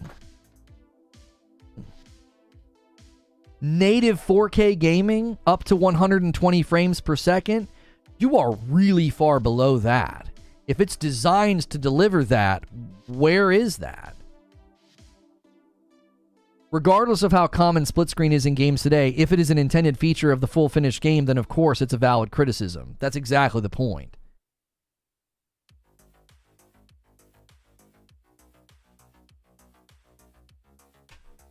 Zubair says, what were your expectations in the moment you were hitting the buy button and handing over your credit card to buy the Series S or the Series X? What are your expectations now? Did they change? Is that okay? I think that's such a good question from Zubair. Look how fast the conversation has shifted. Hang on, I forgot to thank somebody for their renewal. I think it was 8K DualSense. 8K DualSense with 3 months. Keep up the great work, Lono. Ignore all the hate. I get every day. I get it every day because lean towards PlayStation, and obviously nothing I say is valid to bots. Icebreaker, thanks so much for 10 months of memberships. You the best. Thank you guys for those memberships. I didn't thank those. We're still only at 6 out of the 25 member goal, guys. Make sure and slam that home. We're over an hour into the stream. We've had over 800 viewers for a little bit right now. Why do we only have 300 likes? Push for 400 likes, guys. Let's turn things around here. Some of these numbers ain't looking so good. Chat's been crazy. Viewership's been crazy. Do your part. Gift a member, press like, do one of those things. Appreciate the support for the channel. From where I sit, it's like the conversation has shifted from the Xbox Series S is going to be stronger than the PS5. Yes, people said this and they meant it. They weren't parody accounts. We've gone from that to, well, the Series S is just a 1080 box. People shouldn't expect feature parity. People shouldn't expect good graphics. Wow. Okay. It's like, let my brother play. He's an all-star. Yeah, let my little brother come along and play. Yeah, he's better than their best player. And then your little brother comes along and he gets red carded out. Well, you shouldn't expect him to play that well. He is younger. Like, wait, just a second ago, it was the Xbox Series S is going to do better than the PS5. And now, well, it's a 1080 box, and nobody should expect feature parity. Nobody should expect it to be good graphics. If we're going to have to leave it behind eventually anyway. Wow. It took 3 years for that entire narrative to not just flip over on its head, but it's breaking its own neck. Like, good night. Good night. And Ginger kept bringing this up on Twitter, and I think it's really good to bring up. I really do. Thank you for the 5 gifted, Skiffy. Ginger brought this up on Twitter, and I think this is such a good thing to bring up. He's like, so many of the PlayStation 5 games are not 4K 60. You're right, they're not. But go look at the marketing. There was no marketing that promised 4K 60 from PlayStation. Trust me, we went and looked. We can't find it. I got Xbox marketing promising native 4K with up to 120 FPS. I don't have any 4K 60 promises from PlayStation. That was never a promise. That's not something that's been broken. Like, hey man, y'all promised 4K 60. Early this gen, I kept telling people, I'm like, guys, 4K 60 is not going to be a thing. There are PCs struggling to do 4K 60. You think your PlayStation or your Xbox is going to be doing 4K 60? If they do 4K 60, it's all going to be dynamic and upscaled. It's not going to be consistent. I said the most common thing you're going to see this generation is 4K 30, 1440 60. PlayStation promised 8K gaming on the box? No, it just says 8K, meaning it's an 8K capable device. Because it is an 8K capable device, Xbox put the same 8K on their box. They both put 8K on the box. 8K meaning it's an 8K capable device, meaning when there are 8K televisions and devices in higher demand and higher saturation, neither box has turned on 8K support, by the way. Everybody always wants to run with 8K. It's like, do you know why that's on the box? They didn't promise 8K gaming. It doesn't say 8K gaming. None of the marketing says 8K gaming. It says 8K. That's all it says. It's a device capable of outputting 8K. They put that same 8K symbol on boxes for televisions. There's not a commercial. There's not a web page, splash page, pre-order page, tweet, marketing, ad, nothing that promised 8K gaming. They never promised that. They never did. So everybody just wants to throw out 8K, and it's like, what? It's an 8K capable device. If you go to their actual marketing, what they talked about it could do, they never mention 8K. They have to put 8K on the box. Same reason they put 8K on your television. If they put 8K on your television and you boot up Netflix, Amazon Prime, and Disney Plus, and you're like, where's all the 8K? It's like, listen, they're just telling you that the TV is 8K capable. That doesn't mean everything you watch is 8K. And the box for the PlayStation says 8K. The Series X says 8K. Why? Because there will come a time when you will have to you will not have to. You will need an 8K capable device if you want to run like 8K videos or whenever they start doing that.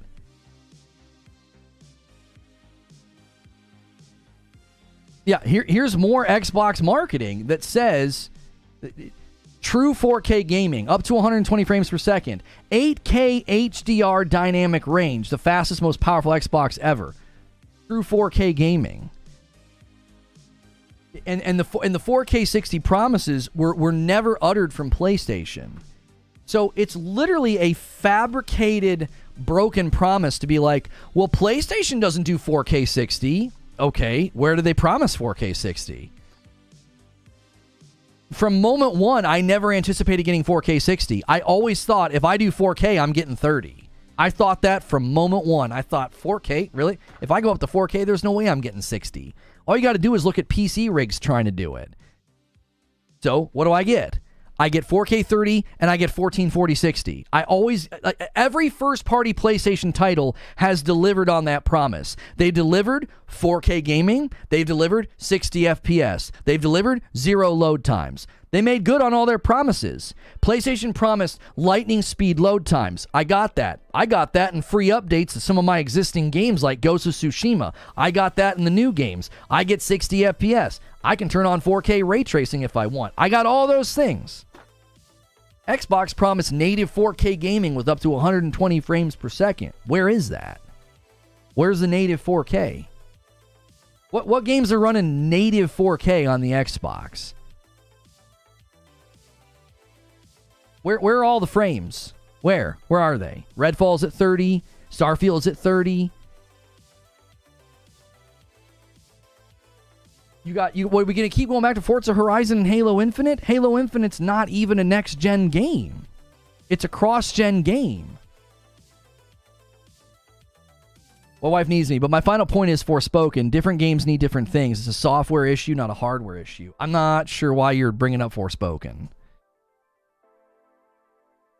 The best Xbox Series X games that can run at 4K 60.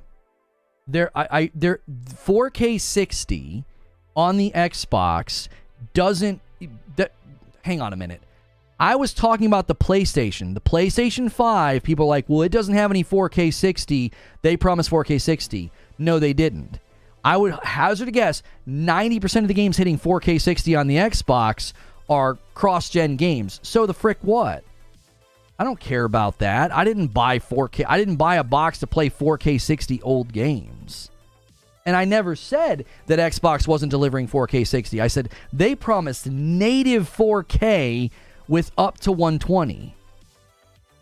That's the issue. You have specific promises. Even more important, they said the Series S will do everything the Series X can do, just at lower resolution. That's not true. You've lost more than resolution on the Series S. You're losing textures. You're losing world detail. They're not just lowering resolution to get things to run on the Series S. That promise ended up not being true. What happens if Forza hits 4K 60?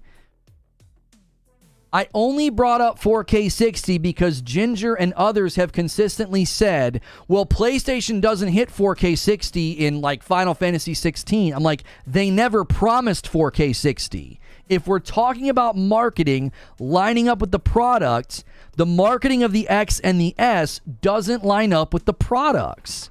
That's the issue. A lot of those 4K games were backwards compatibility. Right, we're getting lost in the weeds. I was never saying, and never once said in the broadcast, go back. I never said that the Xbox can't do 4K 60. I said they promised native 4K. Not only did they promise native 4K, they said you'd get the same on the Series S, just at a lower resolution. That simply isn't true. Yeah, and Parasito just went through the list of games at 4K 60 on the Xbox. Diablo 4, Hi-Fi Rush, Halo Infinite, Monster Hunter Rise, Tunic, Alan Wake Remastered, Tales of Arise, WWE 2K23, Scarlet Nexus, Hades, Doom Eternal, Resident Evil 4 Remake, Persona 5 Royal, Deathloop, 4123, Rogue Legacy, Crash Bandicoot, Dead by Daylight, Far Cry 6, Borderlands 3, and more. He's saying there are no next-gen titles on the list. Isn't the Resident Evil 4 Remake next-gen only, or was that cross-gen? Those are virtually all cross-gen games. Proving ultimately nothing. Running old games at higher performance doesn't prove anything. Like, there's a 4K checkerboard, 28 God of War 2018 got 4K checkerboard, 60 frames per second. Have I ever cited that or invoked that as a 4K 60 game for PlayStation 5? No. Why? Because it's an old game. It proves nothing. Oh, the RE4 remake is on PS4. Okay, so that's a cross-gen title. I thought that was next-gen only. Sorry. Furthering the point, cross-gen games hitting 4K 60? What the frick? That's not what we're talking about. Deathloop's PS5 only. Oh yeah, Deathloop is a game that can do the 4K 60. I'm not sure. I'm assuming it's dynamic on the 4K. That also hit PS5 first. I think Deathloop is one of the games that gets cited as a next-gen game that's 4K 60. I believe that the art style allows for that. Oh yeah, Hi-Fi Rush is not cross-gen. Hi-Fi Rush is not something I would consider next-gen, though. It doesn't show off next-gen anything. It's a cel-shaded game. It's a cartoon game. Like, when we talk about next-gen graphical fidelity, nobody's talking about, like, Hi-Fi Rush. Deathloop's multi-plat. Deathloop was my wires are getting crossed because we're talking about too many games at so fast a rate. So Deathloop was multi-plat. It's still... You're right, it was. Originally PS5 exclusive. Deathloop made its way to the Series X and S, and later might be a definitive edition. On the Xbox Series X... No, it's not. Deathloop's multi-plat... Oh, you mean multi-plat, not cross-gen. See, I'm getting confused. Deathloop is multi-plat. Deathloop was a timed exclusive. Sorry, I read multi-plat and was thinking cross-gen. Feels like goalpost moving. Who's moving goalposts? I would never consider any of the games that we've talked about as... And I don't think any of these games that are old games running at 4K 60, none of us thought that's what we were getting. Ratchet and Clank is a cartoon game. If you want to compare the graphical fidelity of Ratchet and Clank to Hi-Fi Rush, go right ahead. We will all get a wry chuckle out of that. That will be entertaining. Let's wait for next week, Immortals of Avium, and see how it runs on the Series S. Too long didn't read. from the Game Rant article. Oh, yeah.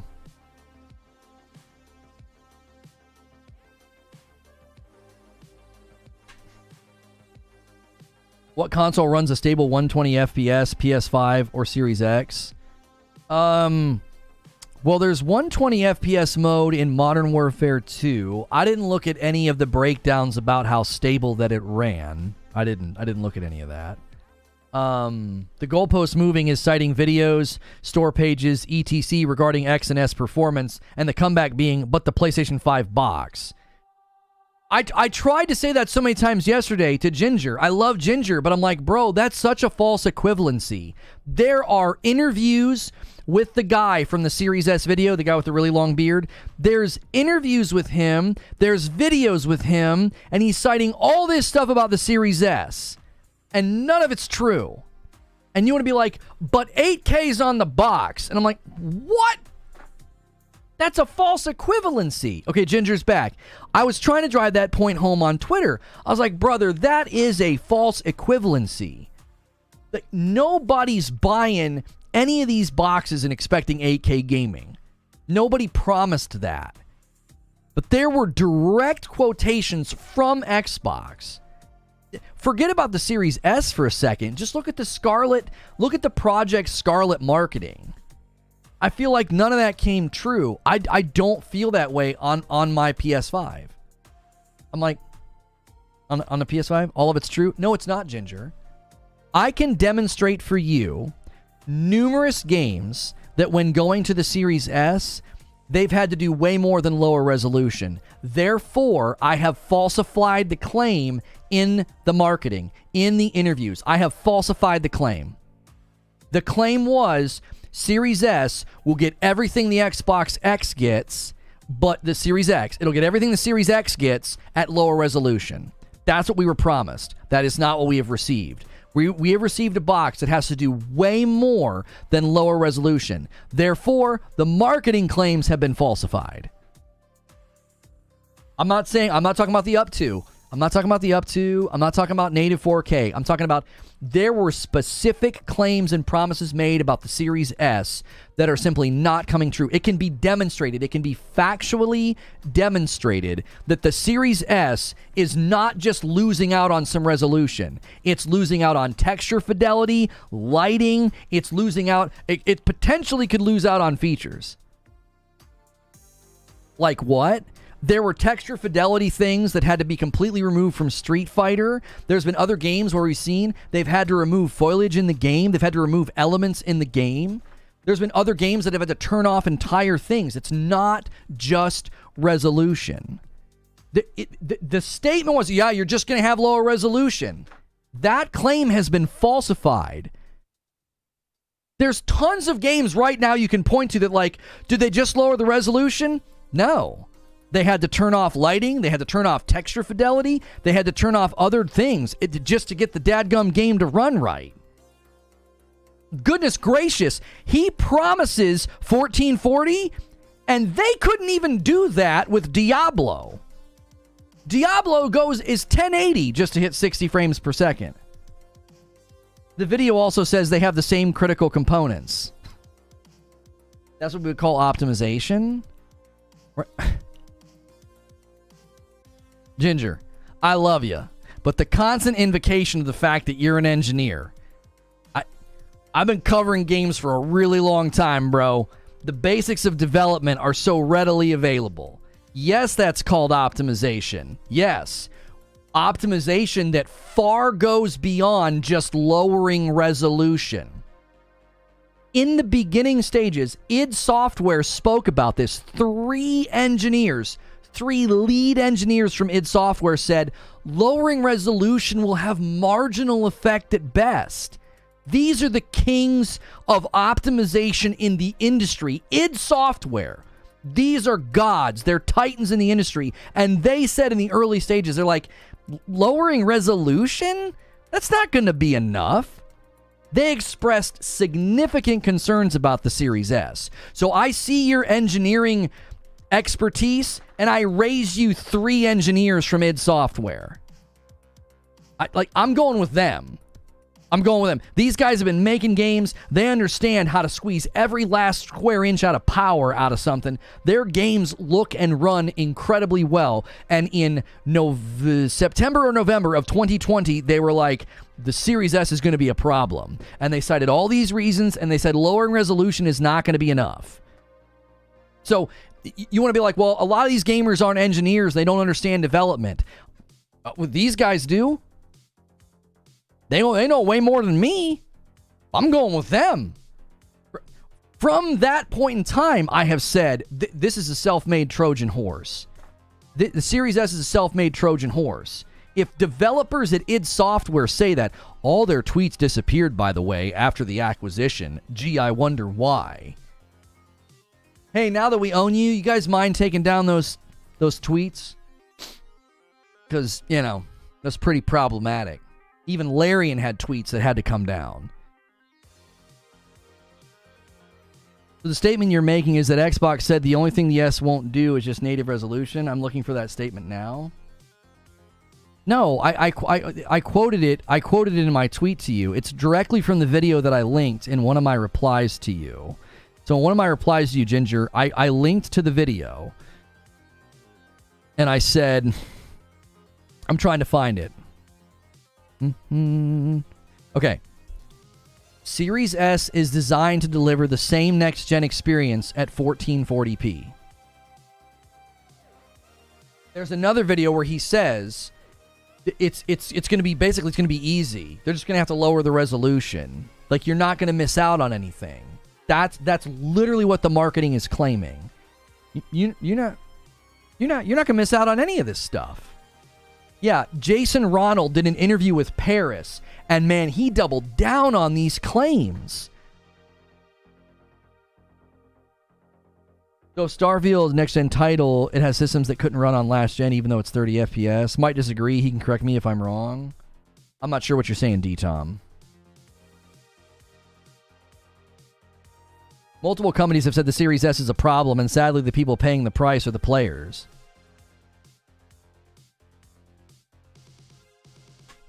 You mind?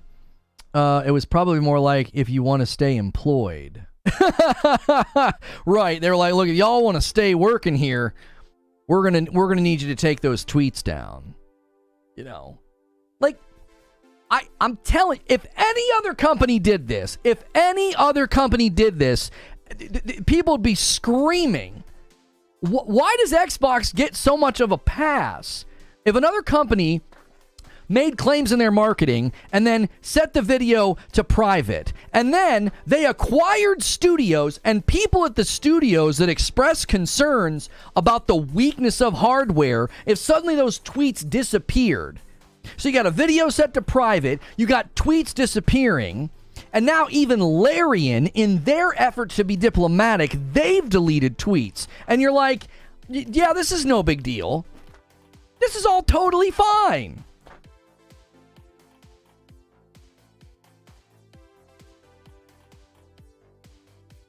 Like, what? Where's the accountability?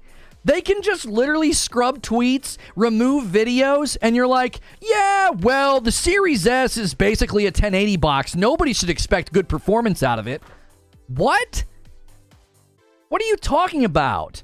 You have another game coming out, and they're like, oh, yeah, it's going to have missing features at launch. One of those features just happens to be split screen.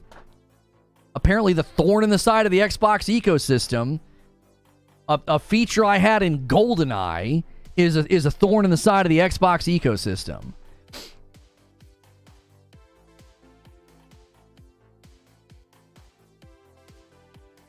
Does PC lose texture quality going from 4K to 1440? I mean, I don't quite know how it works, because you can set your texture quality to ultra and your resolution to 1440. I don't know what that does as far as the actual rendering of those textures. I'm not an expert. So you'd have to ask somebody that understands how those systems are spliced up. It's probably game to game. Some games, as soon as you lower the resolution, might not even let you set the textures to ultra. I don't know. Individual games probably handle it differently. Resolution going down would, in my mind, the rendering of those textures would still be set to ultra, but your resolution going down would just lower pixel count, so they would naturally look less crisp. So you'd be looking at a high resolution texture through a low resolution choice. Like you ultimately probably wouldn't. I don't know if you'd want to do that.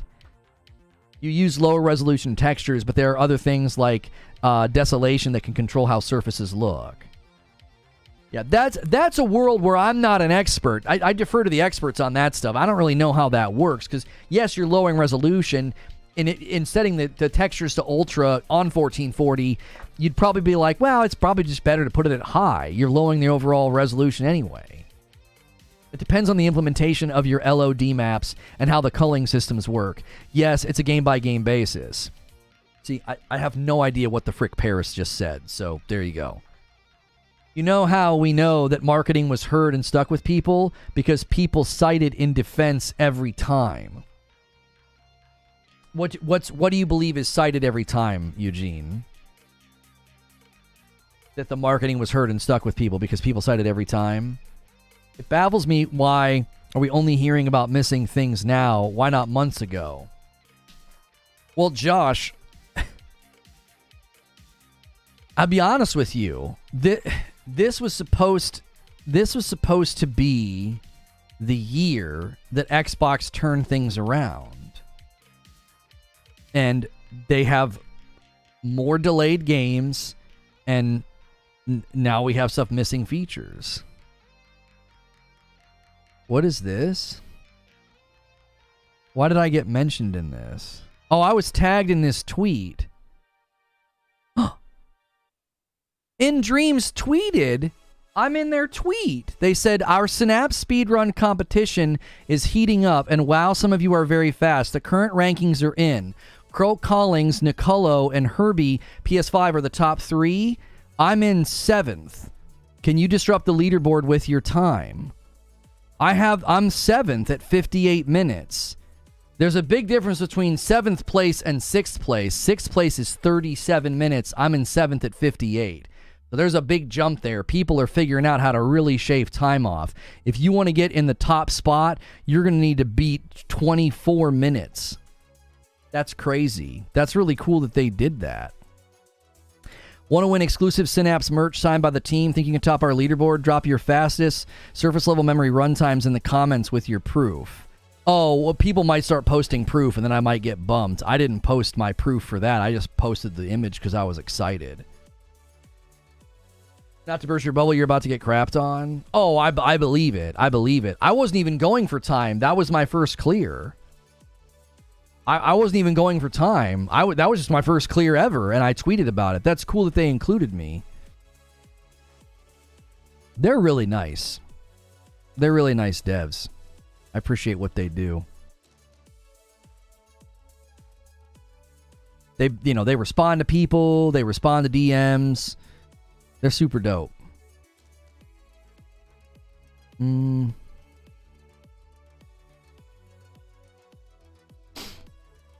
This guy says, Reforge Gaming is on his this morning with the Series S. Will Xbox community come on Xbox like they did for the devs that spoke about it? Doubt it. All right, I got to close this or I'm going to get distracted.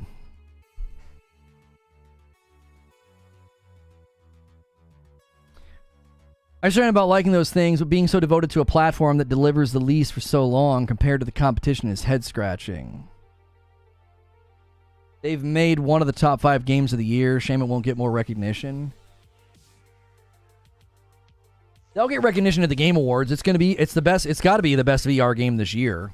Well, if Resident Evil 4 gets its version, maybe not. But I think Synapse is probably VR game of the year. I think it's better than Call of the Mountain. Call of the Mountain was too much climbing. Call of the Mountain's beautiful and deserves praise for how gorgeous it is. But the gameplay I just couldn't do it. I kind of want to go back and try again just to see if I can get past all the climbing. I really enjoyed the bow and the combat. Hilly says, what accountability do you expect from the Xbox consumer base to look for? Like they can't take them to court. We know how that crap goes. Microsoft don't care and will move on to the next thing. Most are not buying the games with a missing feature, so we'll likely move on too. Well, so it's a relationship, Hilly. It's a relationship. So I believe that both consumers, YouTubers, and podcasters could do a significantly better job of putting pressure on Xbox to at least answer some of this. Like, what's going on? Why are we missing features? Why are games getting delayed? Look at what happened with Redfall. Redfall was so bad, and the frustration and the anger hit such a fever pitch that Phil Spencer went and did a podcast and just addressed it and talked about it. Now, you might say, well, that didn't do anything. That didn't achieve anything. You just got a bunch of more promises from Phil Spencer. You might be right. You might be right. At the very least, let's imagine it changes nothing. Right? Let's imagine it changes nothing. That people get really angry, and that people do podcasts, and that people do tweets, and all of those things. Okay? And it doesn't change anything. Xbox is like, yeah, we're sorry, we'll do better, and then they keep on keeping on with delays and missing features. Okay? Well, at the very least, you can hold your head high and be like, hey, I held them to account. I held them to their promises. Like, I'll give you an example. So when we basically took them to task for the port of The Last of Us Part 1, let's just say nothing comes from that. They fixed it, by the way, but let's just say they just never did. Well, at least we had the self-respect and the integrity to be like, what the frick is this, Naughty Dog? What is this, PlayStation? This is trash. Even if they never fix it, I still did the right thing. I still had enough self-respect as a consumer to take them to task. Do you see? Like, I think that's the issue that I have. It's like, where is the self-respect? Hey, Creature, I need I'm sorry, I need the member's thumb. Like, I'll say the PlayStation Showcase. The viewers and the YouTubers and the people on Twitter and stuff, we said loud and clear, hey, we want to see first party and we want to see gameplay. Not a bunch of cinematic trailers. Now, seemingly, we were all keeping score in June, right? Xbox Showcase won. It was better than PlayStation. Now let's look at all of the revenue reports from June. What really mattered? Seemingly, as we tried to say many times, the general consumer doesn't give a frick about the things that we care about. The market responded to the PlayStation and the Xbox Showcase. And do you know how they responded? Well, Sony had a banger month and Xbox didn't. So I said many times, I said, look, we sit here and keep score and we get really angry about the PlayStation Showcase and we get really, oh yeah, Xbox Showcase was so much better. But when it really comes down to what matters, the money is the proof of what's happening. It's the proof of where the market's going. It's the proof of where the consumers are going and what they're responding to. The consumers don't know what a third-party or first-party game is. They just saw a bunch of great games. They don't give a frick.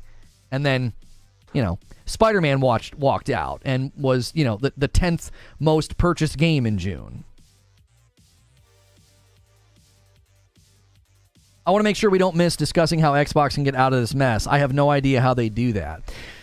So on Friday, I discussed this with 30 and Still Gaming, and I just kind of reiterated there just doesn't seem to be, there does not seem to be a good way out of this. What are the options in front of them?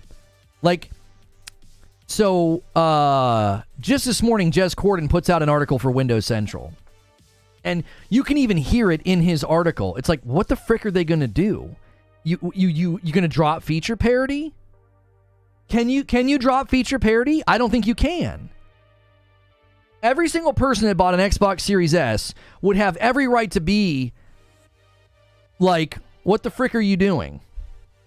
You promise us the same great experience, just at lower resolution, and now you're literally not even giving us the same number of features. I don't think they would get away with that. I think customers would have a right to say, well now hang on a minute. You can't do that. You can't just not give us games.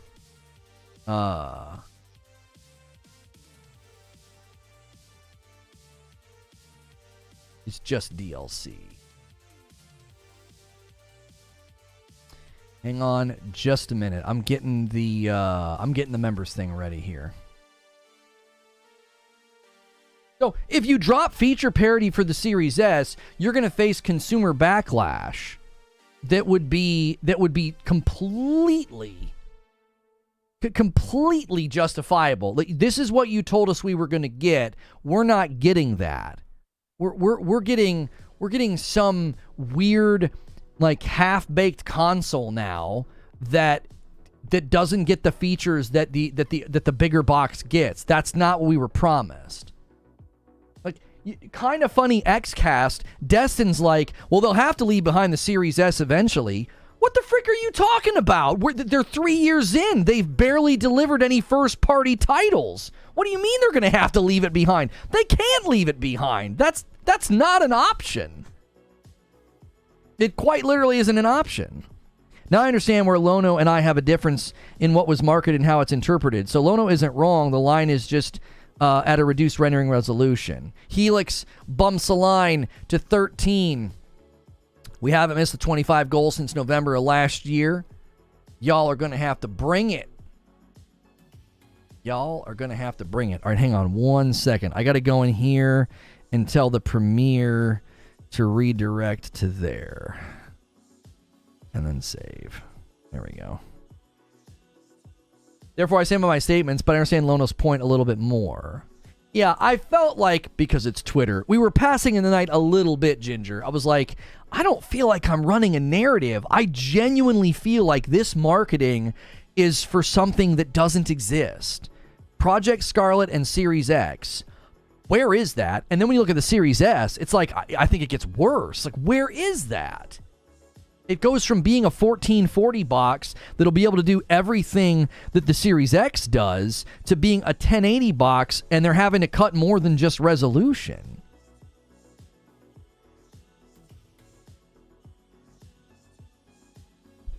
And that's why, to Zubair's question, guys, could we get some more likes on the video? Thank you so much. We should easily have 500 likes today. We've had over 800 viewers for a good amount of time. Oh, I didn't have the coffee alert on. Let me see if anybody's ordered any coffee. Always want to thank the people that support Reforge Roast.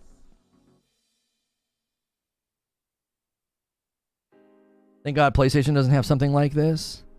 Okay, no coffee orders yet. Somebody said they were going to be ordering some.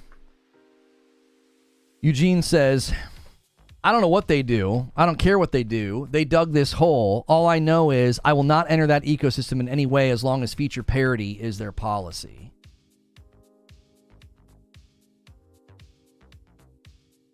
Are you going to give Firewall Ultra a shot? Yeah, I need a contact at PlayStation. I reached out to them and I was like, man, I would love to do a review of your game, but it's way easier when I get early access. He's like, well, you would need to reach out to PlayStation for that. It's like, I don't know who I need to contact there. There's got to be somebody I can get in touch with that maybe there's other YouTubers that know that could do like a warm handshake. Like, man, I love covering games. My Atlas Fallen review, I thought was... I feel like we did a very good job with that. I feel like people responded very positively to how we structured our Atlas Fallen review. I would love to do that with VR games, like especially brand new ones. They need to drop feature parity. The S isn't getting the features anyways. Why does it matter if the X does? I'm telling you, it comes back to the marketing, Eugene. Do you really think they could do that and not face any kind of repercussions? Take a look at my ping in the Discord. Shed some light on why nobody is saying anything. Fun fact, I'm digging through the Microsoft docs for their game development kit. Anything hardware or video related is locked behind NDA access. Is the same true of PlayStation 5? Just for proprietary reasons, did they both do the exact same thing? I would assume that they would both do that, Paris. How is Starfield not next gen? It isn't 60 FPS on the Series X, but sure... but is the very definition of a next-gen game. I don't consider a game next gen that's capped at 30. I don't consider a game next gen that dips into 20 FPS on PC. All the footage we've seen up to now is PC. That's not next gen, bro. Like, we're looking at PC footage struggling to maintain 30. But the size and the draw distance and all the stuff you can do. So, I was promised higher resolution, higher frame rate, better load times. As far as I can tell, Starfield's delivering none of that. There are still load times in Starfield, 30 FPS, and higher resolution. Okay, so you're going to let me crank the res on PC. They're saying it's 4K. I'm assuming that means it's upscaled on Xbox Series X, right? It's going to be running 4K on the Series X and 1440 on the Series S. Okay, so I check one box. All you got to do is check one box, 4K, and I have to call it next gen?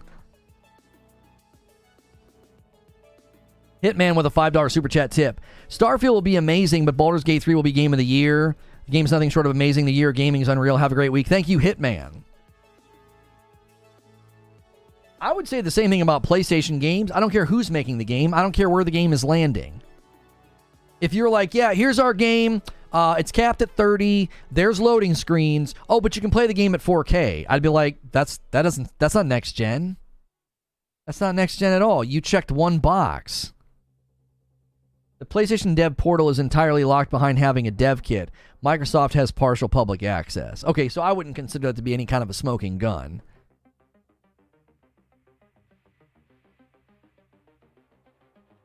According to Digital Foundry, it was hitting 1296p on the latest footage of Starfield, so most likely upscaled down the line.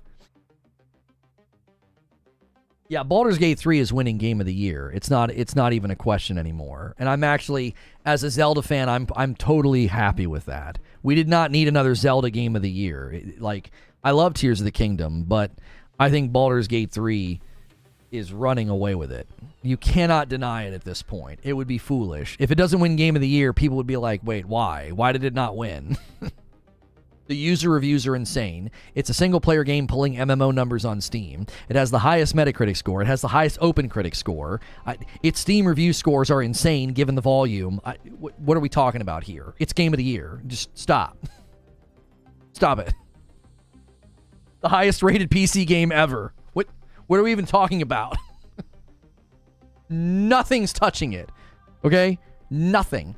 It came close to 900,000 players. It's pulling MMO numbers. That's nuts. That's nuts. And it's DRM free. Whew. It's got a lot in its corner. And it hasn't even hit PlayStation yet. It jumped to the most pre-ordered. It jumped to the most sold game on PlayStation because of all of this. Now, PlayStation users, I don't think are going to land as strongly on it. I think a good portion of people buying it on PS5 are going to be like, why does everybody like this game? Because it's a CRPG. Are CRPGs super popular on consoles? I don't know. Hey, I'm open to being wrong. I never would have guessed a CRPG would be hitting almost 900,000 concurrent players the second weekend after it came out and would be well on its way to Game of the Year. I never would have guessed that in 2023. So I'm open to being proven wrong. If the PS5 community throws their weight behind it in purchases, but then also throws their weight behind it in review scores, I'll be shocked. I think it's gonna get Returnal treatment. I do. It's going to be like Returnal. I think a lot of people bought Returnal, had no idea they were buying a Rogue, and then they slammed it in the scores. I think something similar is going to happen with Baldur's Gate on PlayStation 5. I think a lot of people are going to buy it and be like, this is boring, I don't like this, and then they're going to slam it in the scores. I could be wrong. That's just a prediction. That the PS5 crowd isn't going to vibe with it the same way the PC crowd's vibing with it.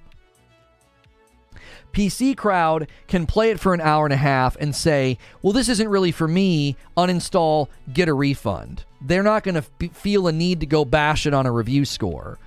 PS5's a little bit different. A 5 spot from my man Hilly. I think the hold the line mantra comes from being trapped in the ecosystem, some financially. I think mine is more sunk cost. See my Discord. All right, hang on. Hilly says, I feel trapped with Microsoft. Like, I have my PC, I play away, happy with Steam, I need to find a role for the Series X, so I kind of have to gamble with Starfield. I think that will be too much to run well on my PC, but this feels like rewarding them for Halo. I will never buy any more Battle Passes in Halo Infinite after that launch, no matter how good it gets in the very distant future. I will never support that game, but I'm stuck with the box and the ecosystem. Not using it, I'm hurting myself, so I kind of have to roll the dice. Outside of Starfield, though, Hilly, I would just trade it in and get a PS5. Having 2 PS5s in the house is so nice. My daughter's playing Chia.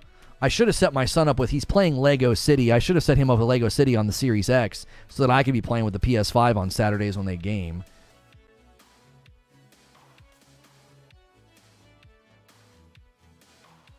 The PS5 crowd loves RPGs, but do they love CRPGs? Oh, I've not turned on the scene switcher today. Whoops. There we go. You guys haven't gotten to see my new Into the AM shirt. This Norse god shirt that they sent me. Isn't it beautiful? Make sure and use code LONO or go to intotheam.com/Lono. Both work. Give you a discount and help me out. Give me PS5 in the cloud. I think we're going to end up covering that tomorrow, Ginger. PlayStation's actually making huge strides with cloud, which makes Xbox cloud look a little shaky.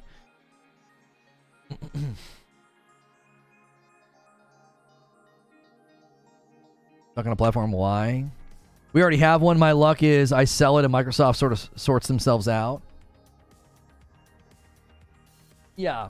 CRPG means computer RPG. Now, some people use CRPG to refer to classic RPG or like old school RPG. Essentially what it means is it's D&D, it's turn-based, it's dice rolling. It is quite literally old school RPG. It's tabletop RPG rules, like you're playing D&D with the boys in the basement. You've seen Stranger Things, right? That's Baldur's Gate 3. And I happen to think that a lot of PS5 guys are going to get about a couple hours in and they're going to say, I don't like this at all. This is boring. This is hard. They don't explain enough. Blah, blah, blah, blah, blah. They did the same thing with Returnal. People bought Returnal because they were really excited to have a PlayStation 5 title. They didn't know it was a rogue.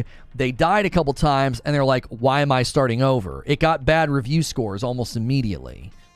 Like, listen, those Metacritic scores, man, you can get eviscerated in the early weeks. Gran Turismo 7's Metacritic user score is terrible because they did a bunch of nonsense with the microtransactions. They rectified it very quickly. Didn't matter. They got eviscerated on Metacritic. They got shredded because I don't even know what they were doing, but they were doing something with the microtransactions, and that community revolted. They course corrected. The game's in a great state now. Split screen, is still not something I'd be out there bragging about because it's been out for a year and a half and they're still trying to fix issues with it. So, William Lewis with a $5 super chat tip says, thank you for saying console players may not play. The PlayStation side in my PlayStation vs. Xbox group saying how great it will be when they're also playing on PC and not PlayStation. Okay, we're going to be going to a premiere in about 30 minutes. Where I argue that Call of Duty Modern Warfare 3 is DLC and not a sequel, and I've got some facts to back me. So you've got some time to hit the member goal. You guys went crazy on Friday. We don't need to go crazy every day, but we hit the 25. I'll owe you 5. I pay those 5 in the premiere. I give you up until the very end of the stream to do that. So just a couple here. Let's do 2 singles. Tempt one of the big boys to drop a 10 bomb. Diablo 4 Metacritic score is crazy. Oh, I've not even checked it. Remember, people were saying nobody cares about Baldur's Gate 3. Where are they now? Yeah, I mean, it's just an absolute Leviathan. It's undeniable. You'd be stupid to act like who cares about it. You'd be looking silly. I feel like some Sony fans will get Baldur's Gate 3 just for console war status, saying we're winning the PlayStation exclusive game. Look at these sales, but won't like the game or refund it right away. Refunding's not as easy, Lil Me Trip. You have to understand something though. The people that are tuned into the console war on Twitter are a drop in the bucket. They're a drop in the bucket. Helix gifts a member. Thank you so much, Helix. I appreciate that generosity. Guys, if you've ever gotten a member here, consider paying it forward. Hit the join button. Or, I'm sorry, the $ button at the bottom of chat. Gift a member to somebody else. It's $5. It's a great way to grow the community and to pay it forward. There's so many generous and kind people here. You have to remember something. The people that watch YouTube and get on Twitter to talk and consume gaming news, they are a minority in the gaming community. Now, consider the people that get on Twitter and YouTube and places to talk about gaming and they're console warring, they're an even smaller slice of the community. The lion's share of the people that went and pre-ordered Baldur's Gate 3 on the PlayStation 5, they did it because of hype. They didn't do it because of a console war. They're like, oh my gosh, this game, 800,000 people are playing on Steam? Its score is unbelievable. Its score on Steam, what is it now? For the last 30 days. I'm pulling it up right now. I haven't checked. 97,000. It has 100,000 reviews, basically, in the last 30 days. Just in the last 30 days, 100,000 review scores. A 96%. I mean, that's bonkers, bro. That's why people are pre-ordering it. That's why people are going to be like, I don't really like this game. DK Bager with the layup. He sets a 15 out of 25. One of the big boys may slam home a 10 bomb. They love doing it. Thank you so much, DK Bager. Ever so faithful. Always doing those single gifteds and bumping the line so consistently. CRPG is a niche genre. It doesn't mean that hardcore console gamers won't play it. Like, I don't understand the downplaying here. The game will get played a lot. For how long, it doesn't matter. I'm not downplaying. Homie, you understand that Baldur's Gate 3 on the sales charts was rivaling Madden and 2K? Do you really think all those people are going to be like, this game's swell? Has Baldur's Gate traditionally sold that well on console? Come on. Except Baldur's Gate 3 will have been a full release for a month and 3 years in early access. If you buy Baldur's Gate 3 and get upset at turn-based, at that point it's genuinely on you. The ignorance of the game is genuinely on the consumer at that point. Hey, my man! Ginger Prime! People are like, why is Ginger trashing Reforge? I'm like, he's not trashing me. He's my friend. Javier Cotto double tag teams the 10 bomb with Ginger Prime, taking us to 35. What a beautiful accident that was. And now we're at 35 out of 50. We always roll over to the next goal when we go past the 25. Thank you so much, Javier Cotto. Baldur's Gate 3 is a PC game getting ported to console. It can't count as a console exclusive. Listen, that debate to me, even Jez Corden said it's essentially a timed exclusive for PlayStation 5. Even the guy that writes for Windows Central and is on a weekly Xbox podcast is like, this is essentially a PlayStation 5 timed exclusive. It is. In its spirit, in practice, that's true. You don't see me out here saying, yeah, time exclusive for PlayStation, because all of my coverage has been, I feel bad for the Xbox guys.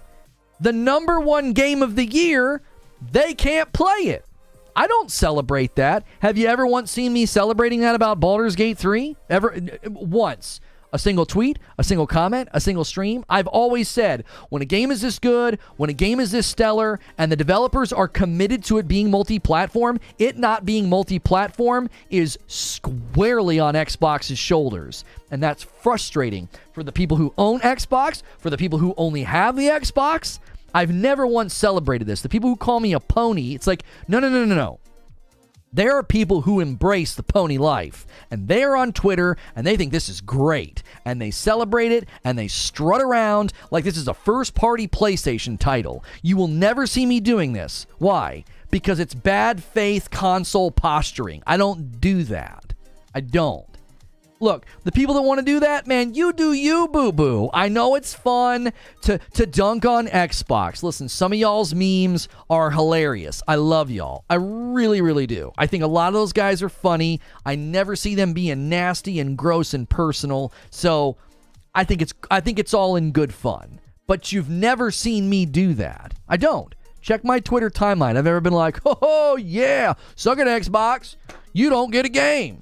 You don't get features. You waited for Forza Motorsport and it's launched without features. What do I say? I'm like, this is worrying. What the frick? What about Hellblade 2? What about Fable? What about Avowed?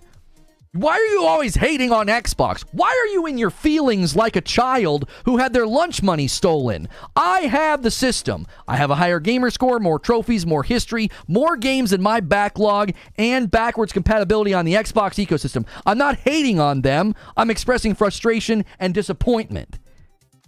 I'm not the guys out here like, yeah, man, Baldur's Gate 3 is an exclusive to PlayStation 5. I'm not doing that. I'm not celebrating it at all.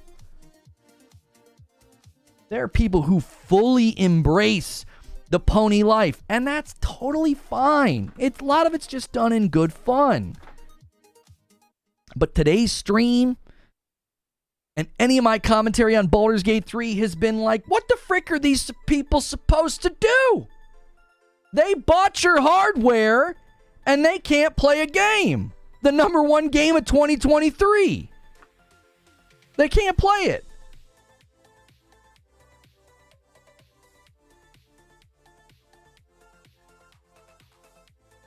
Why not take out split screen when Xbox is only having issues with it? Hellblade 2 got canceled? No, it didn't. Hellblade 2, 30 FPS? Stop. Do not put that bad juju out there, dude. Come home to the dark side. I mean, I've been tempted. They can play Starfield? Well, yeah. That's the brag back, right? Well, we can play Starfield. Starfield will be the biggest game. Okay. Don't even toy with that. Lona will kill everyone he sees for 20 minutes. All the time, all that money spent on developing and trying to get the feature to work and they can't. That's really going to work out great for them, I guess.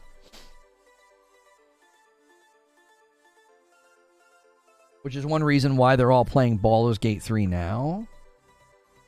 I mean, I will definitely agree that Starfield not landing on PlayStation is actually helping out Baldur's Gate 3 on PlayStation. 100%. 100%. Let's imagine a world where Starfield was on sale on PlayStation 5 in a couple of weeks and was like multi-platform. Baldur's Gate 3 would have likely bumped the launch back for all of the platforms, not just PC. You freaking write that down, take that to the bank, and cash it. They would have not tried to tango with the multi-plat Bethesda title in its launch week. They'd be like, no. Starfield farts on Twitter and it goes and it trends. No. They're landing on PlayStation 5 that week and they know we're going to do pretty good because PlayStation fans bought Fallout 4 way more than any other platform when it launched. In its launch week, the lion's share of physical sales, at least, PlayStation fans like Bethesda titles, historically speaking. I mean, we can look at Fallout 4 and see there's a lot of people that are like, what the heck, I can't get Starfield. Well, not that Baldur's Gate 3 is a good replacement, though. I'm going to be real with y'all. I'm looking forward way more to Starfield. It's more my kind of game. There's guns, there's space, there's RPG, right? I'm not a turn-based guy. I mean, I'm not trying to roll dice in a video game. I can do that on a card table with my kiddos when I play a board game, right? I'm looking way more forward to Starfield. Which is why I'm going to play it on PC, because I don't want to play 30 FPS. Now, as far as co-op is concerned, my wife and I will probably have some fun with Baldur's Gate 3, at least for a short stint. I don't know if we'll go the distance with us, but it'll be fun to create some characters and argue about decisions in the early days. But on a scale of 1 to 10, my interest in Starfield is like an 8. My interest in Baldur's Gate 3 went from like a 2 to like a 6 or a 7. It's like, I gotta try this out. I mean, it's game of the year, so I gotta give this thing a shot, you know? Yeah, I'll buy Starfield on PC. Yes. Javier Cotto with a 9-month and a VIP. Lono, thank you for breaking the facts. I appreciate you, Javier. Thank you.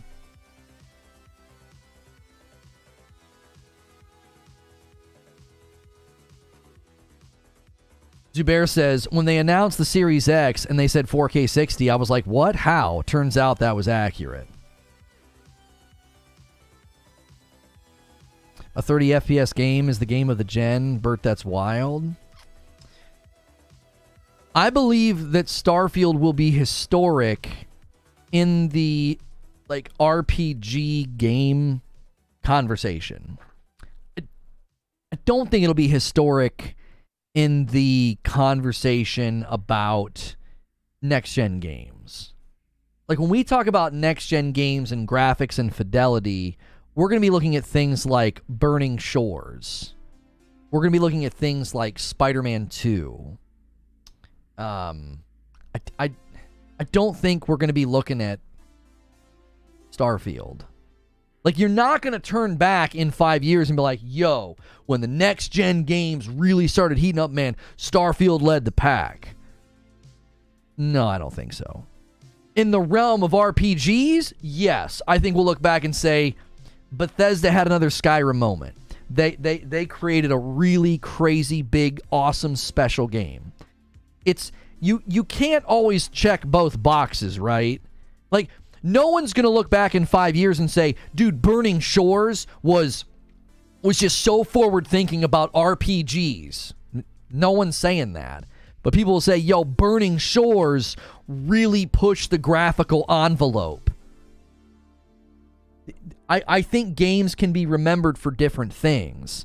Nobody looks at Elden Ring and says, yo, bro, next gen, the graphics, the light. No one says that. Everybody says Elden Ring was the game of a generation. It's the new standard for open world exploration. It's the new standard for RPG open world games. Don't you see? You can look back at a game and give it tons of accolades, but you can't literally get an accolade for every category, especially when I've not seen anything out of Starfield that's like graphically blowing my mind or performance-wise. It's like, come on. The thing dips into the 20s in the trailers. Elden Ring was beautiful. Art style is different than graphical fidelity, and I've actually used Elden Ring to display that. I don't think we always need crazy, amazing, photorealistic games. I actually use Elden Ring to defend Fallout. I use Elden Ring to defend Final Fantasy 16. I've had people say Final Fantasy 16 looks bad. I'm like, it doesn't look bad. It's stunning. It's beautiful. It's very well done. The only issue with Final Fantasy 16 is performance mode when you're not in combat. Quality mode runs just fine. Cinematics, amazing. Story, great. Voice acting, art style, all that's amazing. Elden Ring is not like high-level graphical fidelity game, but its art style is beautiful. It's memorable for its art style, not for graphical fidelity.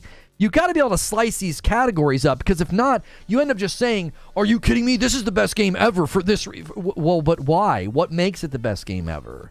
You got to be able to break down the individual categories that it excels in. And I don't think Starfield's excelling in performance or graphical fidelity. And that's okay to say. Meech with 23 months in a VIP. Good morning, Meech. Almost 2 years.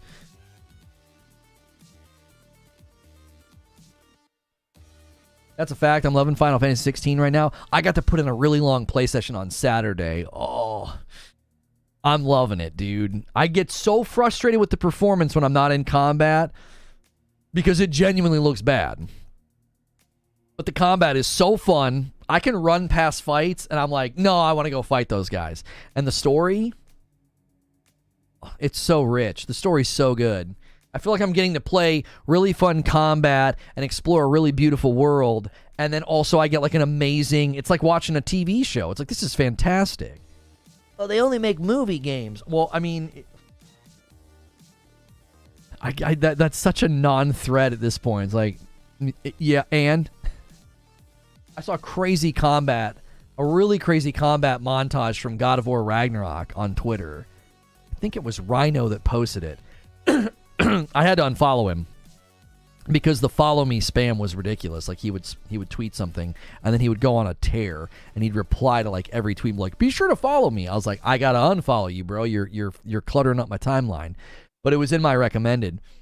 And I was like, the fact that people call God of War and God of War Ragnarok like just a movie game, it's like the combat's actually insane if you actually commit to doing all of the different chains and combos and even turning up the difficulty. It's actually very impressive.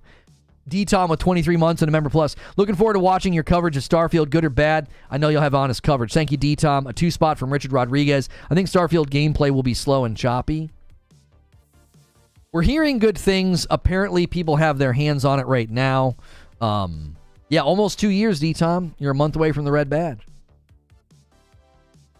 Yeah, I played Dark Souls 3. Dark Souls 3 was my first ever From Software game that I completed. Yeah. It was the first FromSoft game I ever completed. This guy over on Kick says, how do you start the stream? I've asked so many people. What do you mean? Yo, Mayhem IEW. He says, look, man, I'm not satisfied with just 35. We're not just going to hit 25 once. We're going to hit it a second time. He bumps the line all the way to 55 out of 75. Coincidentally, setting up a layup, another 20 bomb could slam home a 75-member day. We're 8 minutes away from the premiere about Modern Warfare 3. Thank you so much. What an enormous member bomb. So generous, guys. Make sure you thank Mayhem for that. That is so kind. That is amazing. Out of nowhere, this guy just jumps off the turnbuckle.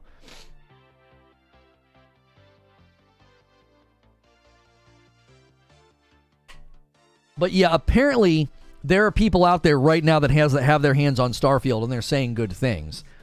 I've continued to say that I really hope a broad spectrum of the gaming press get their hands on Starfield early, not just select outlets.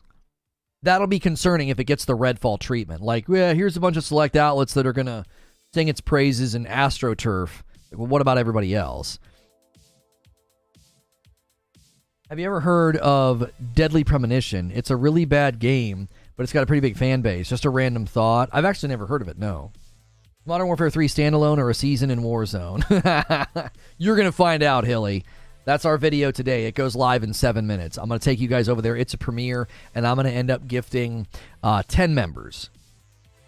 Unless you guys go crazy in 7 minutes and push it again. More hands, more eyes, more options equals good coverage. Right. Like Javier Cotto says, I'll slam it home. A 20 gifted member train. Back-to-back 20 gifted members. What is going on, Javier Cotto? One of the best names that we get to shout here. Always sounds like I'm covering a football game, and I mean footy, on the pitch, soccer, right? Like, sorry, I've got soccer on the brain. I'm coaching this season. Oh, man, that's amazing, Javier. Thank you. So generous. I now owe you guys 15 members. We will do that in the premiere that goes live in 6 minutes. Modern Warfare 3 is just DLC, and I've got the facts to back it up. Taking a bit of a swing. I know I'm taking a bit of a swing, but that's okay. This guy says, I'm not sure what's going on. So his email address, I'm receiving bounce back emails ever since I presented. I've tried calling them, left a few voicemails. Dang it. DK Bager, the agent of chaos. He says, listen, I can't stand to see that nice, clean 75. He rolls it over to 76, and he sets us on our way to 100. Thank you very, very much. You coach soccer. I am not a professional by any stretch. I did assistant coach last year for my daughter's team. It's just a pickup league. And this year I'm head coach because they were like begging for head coaches. And I was like, I do not want to assist somebody who doesn't know what the heck they're doing. I know enough. The head coach last year was a guy from Ireland, and he really knew his stuff. And I learned enough from him. And I've watched enough and I've gleaned enough to be able to help, 8 and 9-year-olds play well and get better at certain aspects of the game, right? Ball control, passing, when does the defense move up? How do you drive the ball to the sides? When do you clear? Things like that. Throwing the ball up the line, throwing the ball high and over their heads, just things like that. Just like the basics of soccer. We're not trying to win a trophy. It's just mainly just the good life lessons of playing a sport with, a team. Oh, you mean kick and flop? Shut up. Oh, man. Xbox fanboys in 2022. Horizon Forbidden West and God of War Ragnarok overshadowed by Elden Ring. LOL. Xbox fanboys in 2023. Why are you acting like Baldur's Gate 3 is a PlayStation exclusive? Cram gifts a membership. He says, come on, y'all. We got 4 minutes to slam home 100 members. Listen, I'm going to let you guys in a lot of secret. If we just do a couple more singles here, get that to 80, you'll tempt the big boys. They can't resist. My man Treble Champ with a 2-spot. Manchester United are the best football team. Slow down, all right? I typically cheer for Holland, right? Oranje. I like Holland. I don't know players' names. I just like to cheer for Holland. Yeah, there was one year in the Euro where they were like passing circles around Germany, and I was like, this is a fun team to watch. And ever since, I've just cheered for them. I don't really care. I just think it's a great sport. It's the most watched, most played sport in the world, and I love watching kiddos play it and get better at it. I think it's a sport that, when learned, is really good for lots of other things, like endurance, speed, coordination, teamwork, right? Other sports, I think, are like, they're more specialized. Like, you're either a god of the sport or don't bother playing it. I don't know. I've got opinions about, and if you're really good at golf or baseball or basketball, man, give it all you got. If you're kind of average or below average, I don't know, play something else. You don't watch American football? No, I don't really have time. I do not really have time. Guys, we should easily be shooting for 500 likes. We only need about 50 more likes. If you haven't hit the like button yet, there's over 650 people here. We are getting ready to go to a premiere about Modern Warfare 3. You guys have like 1 minute if you want to push the envelope here before we go to this premiere and hit 100 members. You're going to have to go super, super fast. This Modern Warfare 3 premiere, you're going to want to come with us. I hang out in the chat. I give some members because to celebrate the goal. And then I head to a members-only debrief. So make sure you guys do that, all right? Make sure you come with us. I'm going to put a link in chat. I'm also going to redirect. It's also the featured video on the channel. I'm going to end the stream first over on Kick. If you're watching on Kick, head on over to YouTube. We'll see you over there. Do you think Starfield and COD Day and Date could sell 25 million Game Pass subs? I have no idea. Right here, you guys are trying for another buzzer beater. Evidence bumps the line to 82 with a 5 gifted member bomb. He's tempting somebody to drop a 20 bomb. Listen, I'm going to be putting a link in chat. We got to head to this premiere about Modern Warfare 3. I'm going to be gifting 15 members. I might end up having to do 20 if we slam this home. You can also slam it home in the premiere. If you guys want to go crazy in the premiere, come to the premiere. You can keep gifting members if you want. Let me put a link in chat, and I'm also going to redirect you. And if you are a member, you can keep hanging out with us after the premiere. So let's head over. I know you guys are going to try and buzzer beat. You guys always love doing this at the end when I'm trying to say thank you and end the stream. So thank you for a great day, a stellar day, a fun topic, and we got other things to cover this week as well with PlayStation, as well as a Starfield Q&A. It's a good week for gaming news. Make sure you keep it here. Hit subscribe, hit the bell button, and let's head over to this premiere about Modern Warfare 3. It's not a full game. It's just DLC. You heard it here first. Let's go take a look.